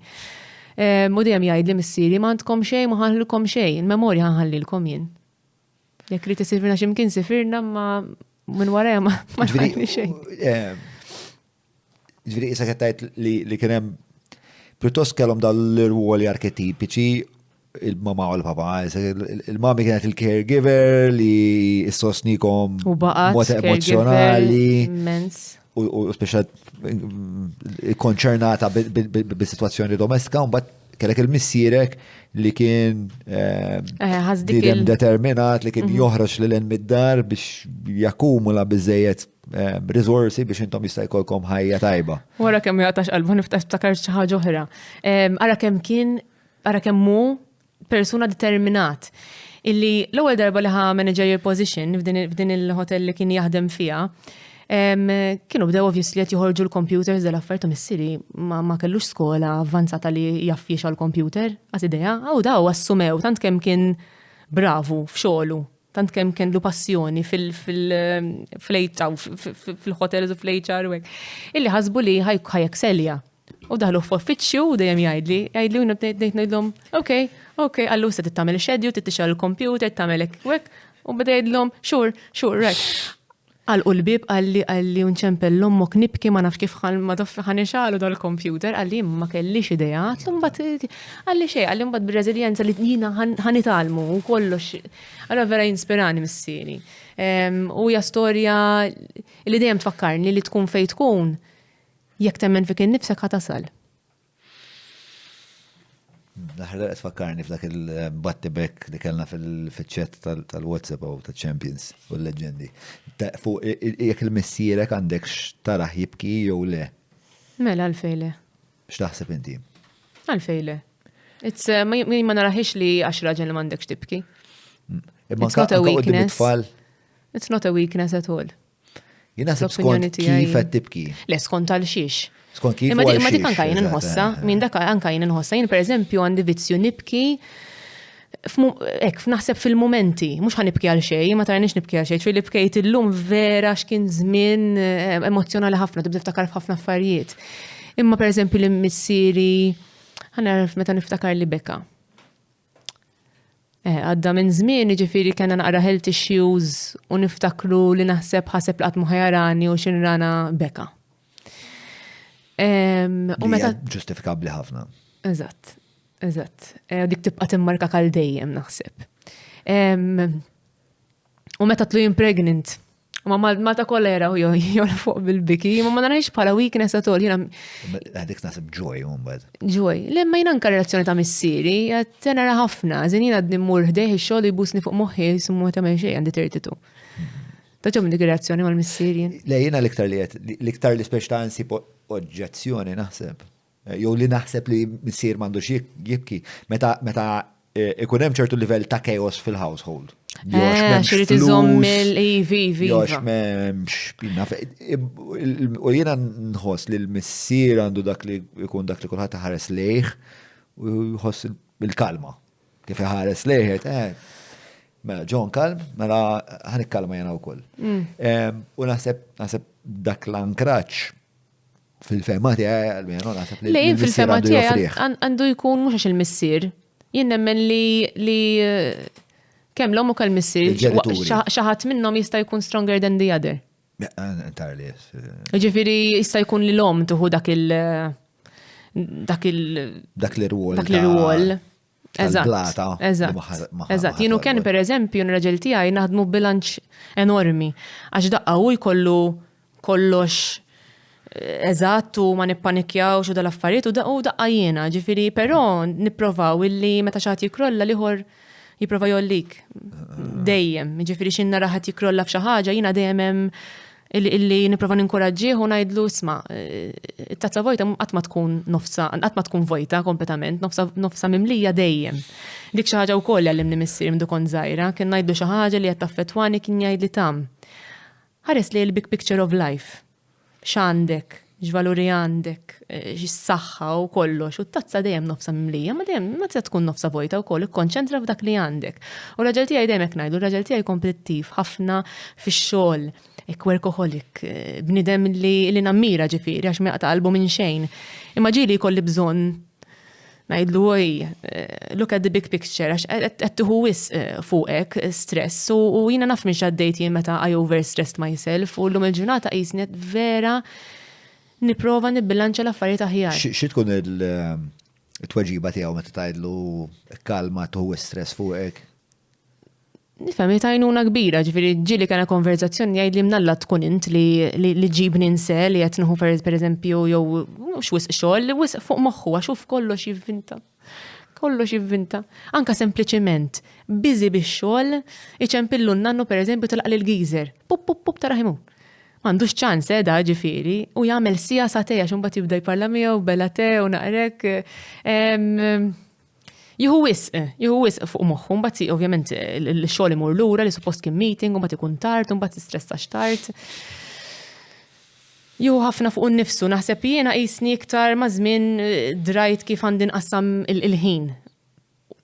U jgħid li tista' tagħmel hekk u jgħidu le, ma nistax nagħmel hekk. Għamilt biżejjed illum, ma nistax. Hence Balance Queen. Balance Queen għax inti fil-verità reġina tal-bilanċ jew għax qed tipprova kull jum tfakkar lilek innifsek kemm importanti. Ma tista' tkun reġina tal-bilanċ dejjem qatt. Fl-affarijiet ta' kuljum nemmen li żgur qatt ma tista' tkun għax inħin kollu jintaqgħu jkollok l-intoppi. Ġifieri jiena ħajja reali għandi, ġifieri affarijiet tal-familja, problemi, t-tifla, whatever, ġifieri dawn problemi ta' kuljum qatt ma tista' tkun bilanċata. Però naħseb il-bilanċ sibtu dak li għamilni kuntenta, that makes sense. Ġifieri sibt il-bilanċ illi marriċ iktar, wasalt f'punt f'ħajti li għandi goals li per eżempju nkabbar il-biznis, imma m'għandix dik l-aġla li kelli qabel, li għandi dik id-drive li naf li ħatasal u nemmen fija nnifsi, imma marriċ nistresseru iżejjed kif kont qabel laqas. Jena il-ħin tat-tifla huwa prezzjuż immens għalija u naf li jiena għadni żgħira, 32, naf li dan għandha 2.5, naf li dan huwa l-mument l-iktar prezzjuż għalija, ġifieri naħdem nistinka, ma meta tkun miegħi dak il-moment li nkunu qed nilabu, I give her my all.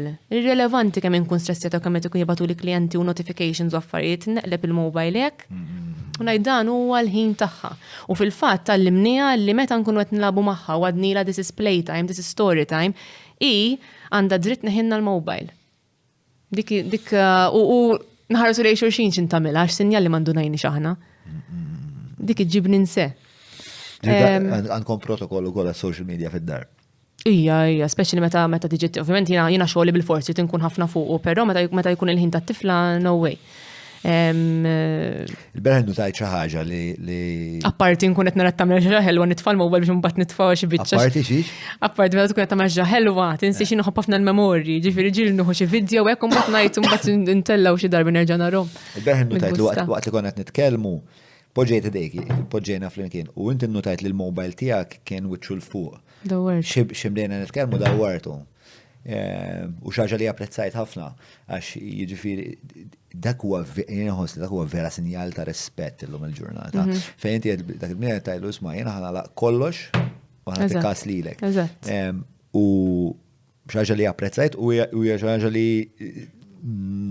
nixtieq nara aktar nies jinkorporaw f'ħajjithom dak ix-xorta ta' reverenza lejn l-attenzjoni. Jiena aware ħafna kif għadlek forsi overthinker.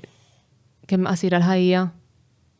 Jiena meta npoġġi rasi fuq l-imħadda fil-għaxija, it-tifla torqod miegħi.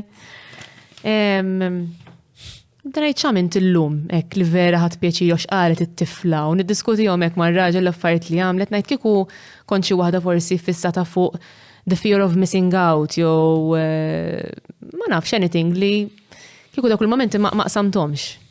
Tifhem jew kieku rrid naħdem bil-fors meta kien hemm il-ħin titqalek titqasmu, lajnuna lek tajjeb toħodha, ġifieri m'iniex qed ngħid li hija faċli tibbilanċa ħajtek ma' tfal, hija vera diffiċli llum ħafna minn nisa ma jaffordjawx ma jaħdmux, jiġifieri l-ħajja hija għolja, ħafna minn nisa nafin jaħdmu u hija diffiċli x'int tmur id-dar illi tiffoka fuq tfal. Hemm l-affarijiet tad-dar li jridu jsiru, tissir, ħwejjeġ ma jifqu qatt, kollox hu. Issa jibdew għadni honeymoon period u tat-tifla issa jibdew il-homework, affarijiet li toħodhom u mużew affarijiet.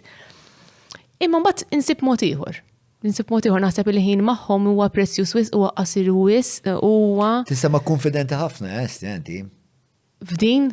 In ġeneral miegħek nifsek. Bil-kuntentezza iktar bil-valuri ta' ħajti konfidenti. Għax naħseb li qed nieħu jiena li qisu l-ħajja li tgħixu l-valuri li għandek huma qrib ħafna, allura tinstema.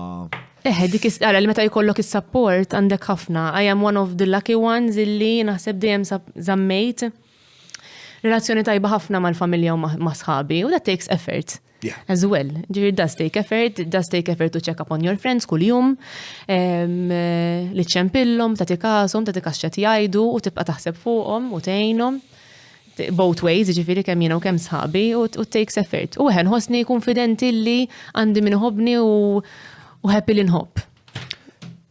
Mela, good choice, Kelly. Kajli tal-ambasċatriċi tiegħi. Mela, isma' qabel ma ngħaddi għall-parti għax issa hemm sezzjoni fejn il-Patreons jistaqsu il-mistoqsijiet tagħhom. U għandhom tendenza jkunu ftit iktar kifrin, insomma, kifrin, mhux mistoqsijiet. Tajjebek? Però qabel ma ngħaddu għal dik il-biċċa, l-ewwel speċjal dejta li speċjal għandek xi ftit inkwiet fuq il-parti li għadna tal-influencers. Le, mhux inkwiet. X'inhu ħsieb? Jien ma nkunx nixtieq illi għax il-content creators huma kollha differenti u kollha għandhom nix partikolari tagħhom. Insemmilek ftit, pereżempju. Jekk xi ħadd irid jiffollowja Instagram number 1 mhuwiex fejn ġast ħassib il-ħwejjeġ u l-prodotti tax-xahar u l-affarijiet, ħassib nisa tal-ġen, nisa ovvjament għax nfollow ħafna nisa.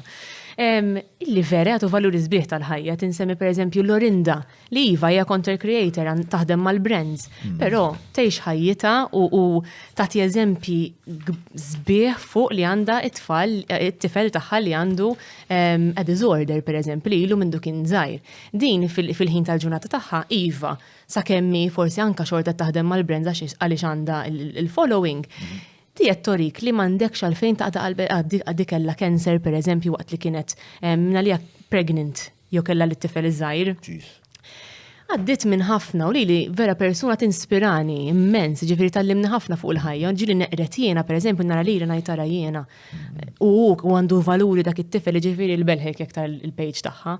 Danita ħabba tiegħi, jekk titħaq daħqa idħol ara ġifieri ġdi ikolla Danita. Maltija di. Manchikover and the Yorkie. Tkun titħaq. It's something positive, you know, we don't always need these negative vibes. Qed nipprova naħseb xi ħadd pereżempju jagħti eżempju, Sephora pereżempju, Diagonda għandha tifel għandu dan fakruni autistic. U tfiem il-ħajja, xi tfisser meta jkollok it-tifel b'dak forsi li rad żvantaġġi u vantaġġi u milux għaddiet minn domestika violenza wkoll qasmita wkoll, dak kollox qed jgħin nemmen jien meta taqsam jien nemmen li tkun qed tgħin. Jien naħseb li kif tagħmel taj. Naħseb li hemm inkwiet hemm barra li anke pereżempju jien hekk niftaħ jien ma tantx naf nużah l-Instagram, riċentament dejt nuża l-Instagram anke biex kolli pjattaforma oħra għall-podcast. It's a good tool to create a community x'huma jiffollowjaw lilek kif taqbattajt. Jistgħu jidħlu fuq biss mhux bħal Facebook pereżempju, it can go everywhere. Fuq Instagram isek min jiffollowjak biss. Però ma noħloqx essax kontenut tal-Instagram, ma mhux dak il-punt. U għalli meta mbagħad jiena nafas pereżempju di biex nara to kind of search, kif nafas search, xlif patatijiet u zejziet. Intimma, għax l-algoritm tijak huwa kek, għax kella ġil bis-six-pack, le jena naħseb għax peress. Għax il-raġel tijak jek kolli tilaw l-mum ħana l xini, jimma vera ma fittixom mġaw l-affarijiet, imma ovvjament. Jista' jkun l-algoritm ta' raġel. Eżatt, Instagram jgħidlek ismani, da raġel. Mux nur ħazur zejziet, da xie iktar biex tamlaħ joqot.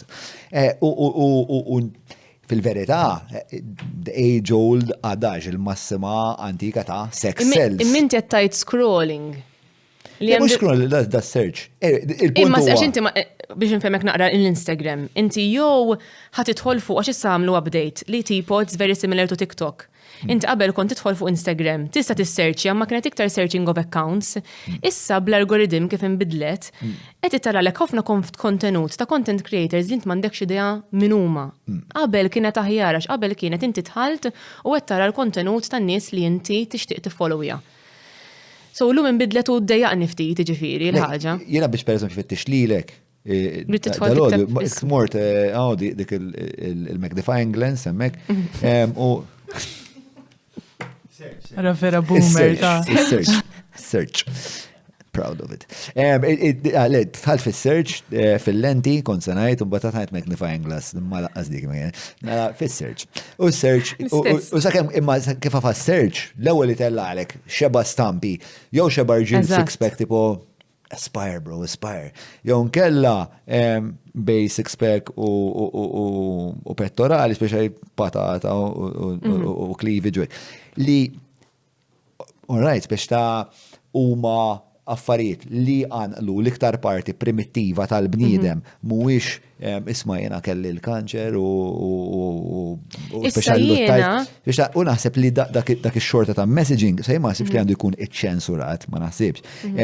Imma naħseb li dak it-tip ta' messaging iwassal għal soċjetà li tipprioritizza iktar l-estetika, iktar superficiali, ikol hemm iktar nies li qed jaġixxu mill-parti primordjali tagħhom minflok il-parti elevata umana. Jiena pereżempju jien ma jtulaw li xek. Forsi għax jiena active fuqu, allura l-affarijiet li nfittex jitulaw li naħlif tfal u live quotes u jisom podcasts, trailers ta' podcast per eżempju fuq is-suġġetti anke fuq li qed ngħidu aħna ma jitilgħulix u fuq amenorrea u ħafna affarijiet li ovvjament jiena kont interessata fuqhom. Jiġifieri jiddependi ovvjament l-algoritm, imma nifhem x'qed tajt u iva hija problema, infatti jien hu pjaċir li kompletament intella bla make-up ta' jidissom billi tagħmel xejn speċjali veru, llum sirna nagħmluha ħafna ġifieri intellaw bla make-up, ma dik hija xi ħaġa importanti li filgħodu mhux tqum tiftaħ l-Instagram u tara l-kulħadd perfett u li għandu ħajja perfetta, dik ma nemmen li qed timprovja ħafna, ġifieri jekk tidħol fuq u qed ngħidlek issegwi n-nies li tażel biex issegwi tinduna li hemm ħafna realtà fiha wkoll mhux falsismu. Le mhux biss, qed ngħid li hemm spettru u naħseb li hemm spettru li ma ħoss li jagħmel xi ħaġa. Jiena pereżempju TikTok nara hekk. TikTok speċ ta' huwa jiena pereżempju għandi TikTok qas nafx għandi ġo fih, għax TikTok ma lower right u hekk jiena. Il-kontenut ma fimtux jisu jħli l-ħin għax ma jitilgħu li affarijiet li ovvjament jikkonċernaw li nara li hemm ħafna klim baxx affarijiet ma ġobnix. Sissa mbagħad naraw. Imma jiena nemmen ħafna li għandi nibqa' fuq il-vjaġġ tiegħi u I'm happy with what I have now. Issa l-oħra stednuni biex nara l-buzz li jkun hemm waqt il-funrun tal-Garmin u kellhom raġun. Dis-sena se terġa' ssir fit-18 ta' Ġunju jekk int għandek bejn 9 u 99 sena tiġri tom jew tirkeb ir-rota, applika issa mill-ħolqa fid-deskrizzjoni. Il-podcast ta' John huwa proġett indipendenti u ħieles mill-influenzi tal-partit il-kbar u l-lobby groups li jorbitawhom. Bekk jista' jibqa' jiġi mtella biss jekk inti tgħin. Jiet nappellalek biex iżżur il-ħolqa ta' fuq jew jekk qed issegwi lil mill-YouTube billi tidħol ġewwa patreon.com/John Mallija u tina daqqatit. Tinsiex, il-podcast ta' John huwa l-podcast tagħna bidik ħadwa. Għafa sabru.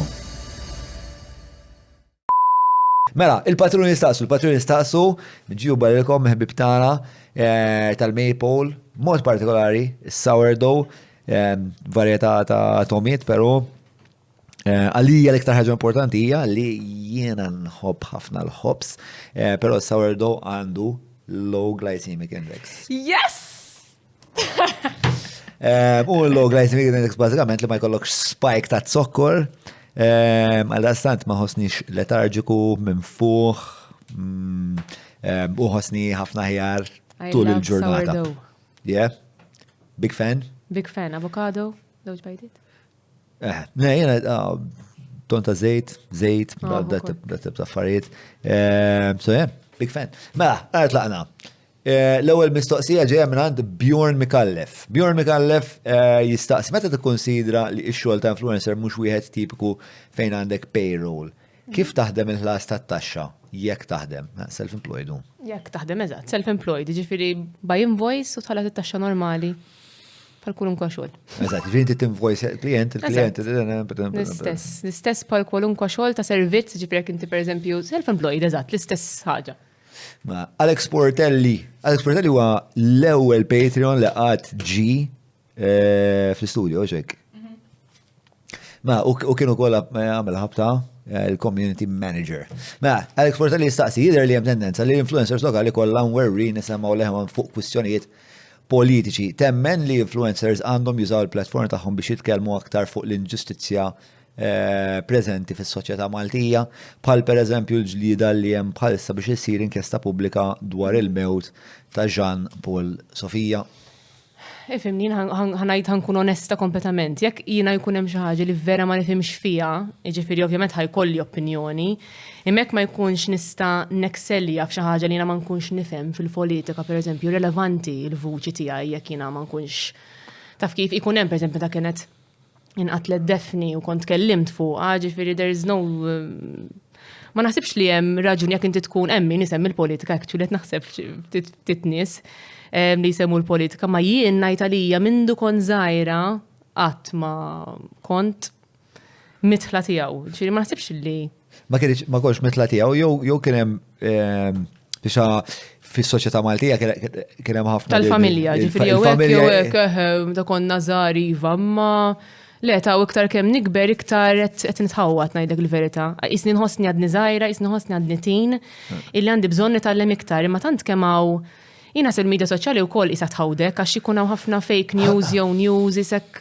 ma nafx jiena onestament it's something l-ewwel maċ inti li jkun hemm diskussjonijiet fejn isek tiblokka jew jiena m'iniex persuna li as familja tiegħi jiġifieri qatt ma daħluna fil-politika jew fl-interess tal-politika, allura qisni ma nitkellimx fuq affarijiet li jiena nħossni li jiena ma nifhimx fiha.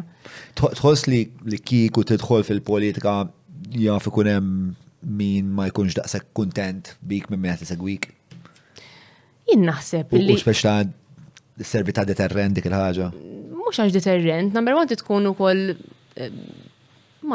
minni tant kemm nara taħwit, naħliflek, qed inkellmek saħab tiegħi jiġifieri minn kull naħa. Isni ħabib tiegħek? Le, isek jiġifieri ħabib tal-qalb tiegħi. Għax hekk nitkellmu illi miġġiex naħat, you don't know what to expect after every corner.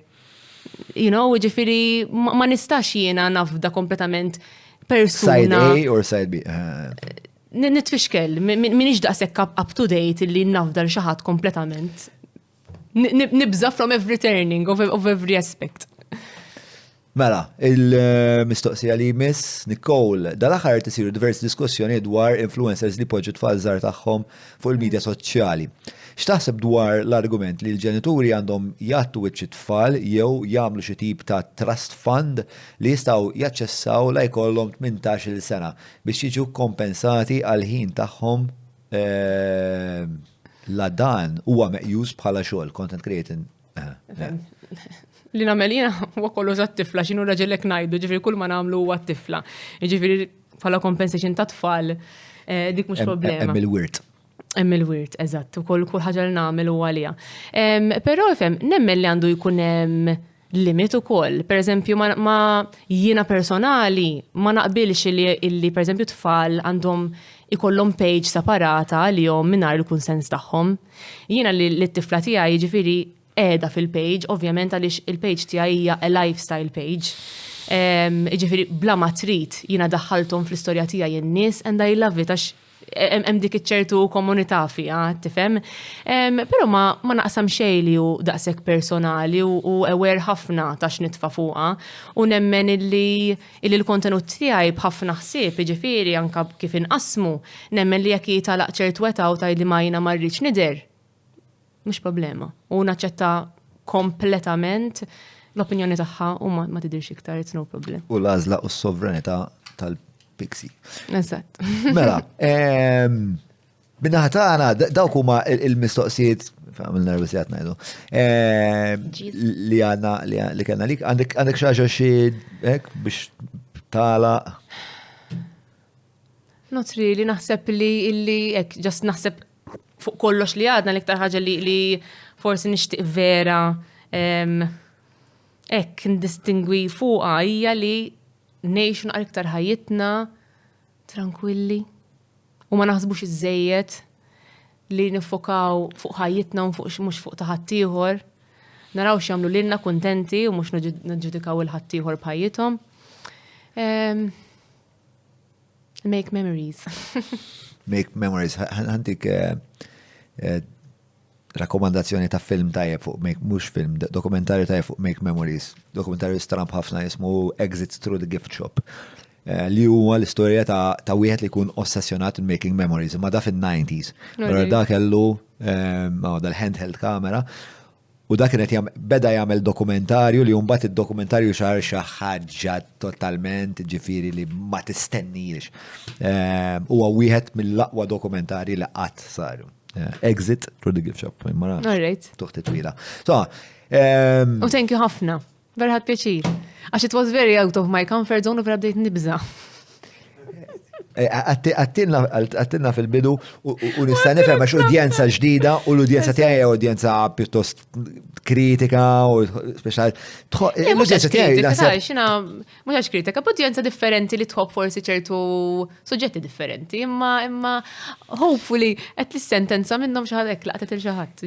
Le ma jien naħseb kull suġġett, onestament naħseb li kull suġġett hemm jista' jkun hemm ċertu interess fih jekk tagħmlu b'mod impenjat, jekk ġenwinament jiena nkun qiegħed bil-qiegħda hekk u jkolli kurzità ġenwina, naħseb li dak il-konversazzjoni ħad tkun interessanti, regardless. U meta mbagħad l-interlocutor ikun ukoll bniedem ġenwin u qed jimpenja ruħu wkoll, ħajkollu konverzazzjoni ġenwina, ġviri, ma għasma, dak l-inkwit għasma jkolli, għax naf li jek studentek għax kurjus. Ma konċ tafni. Eżat, imma again, l-ambasċatriċi Kajli Karwana, tħad, insomma, t-supportijak ħafna. Thank you. Għamlet ħafna kampanja, mux ħafna t-nazzaġġeraw. Imma għamlet kampanja kien hemmhekk biex ta' għalti xi darbtejt l-darbit, għattora ħanardi ta' mara sa' un bdejt nara żewġ, ok, alright, parenting, cool, let's see more, bat il-tajt miegħek u kontent li insomma tajt erba' sigħat miegħek. Jalla nerġgħu niltaqgħu. Proset, anka jien. Għad pjaċir ħafna immens. Thank you. Ħbib tiegħi, patreon.com/John Mallia jekk tixtu tgħinuna biex bil-kontribuzzjoni tagħkom inkomplu namlu dan il-programm mingħajr l-għajnuna tagħkom xejn minn dan ma jkun jista' jsir għal daqstant patreon.com/John Mallia. Dak kollox minn tiegħi, grazzi għal darbora Tamara. Thank you li. Insali għalikom u l-lejl tajjeb. Saħħit.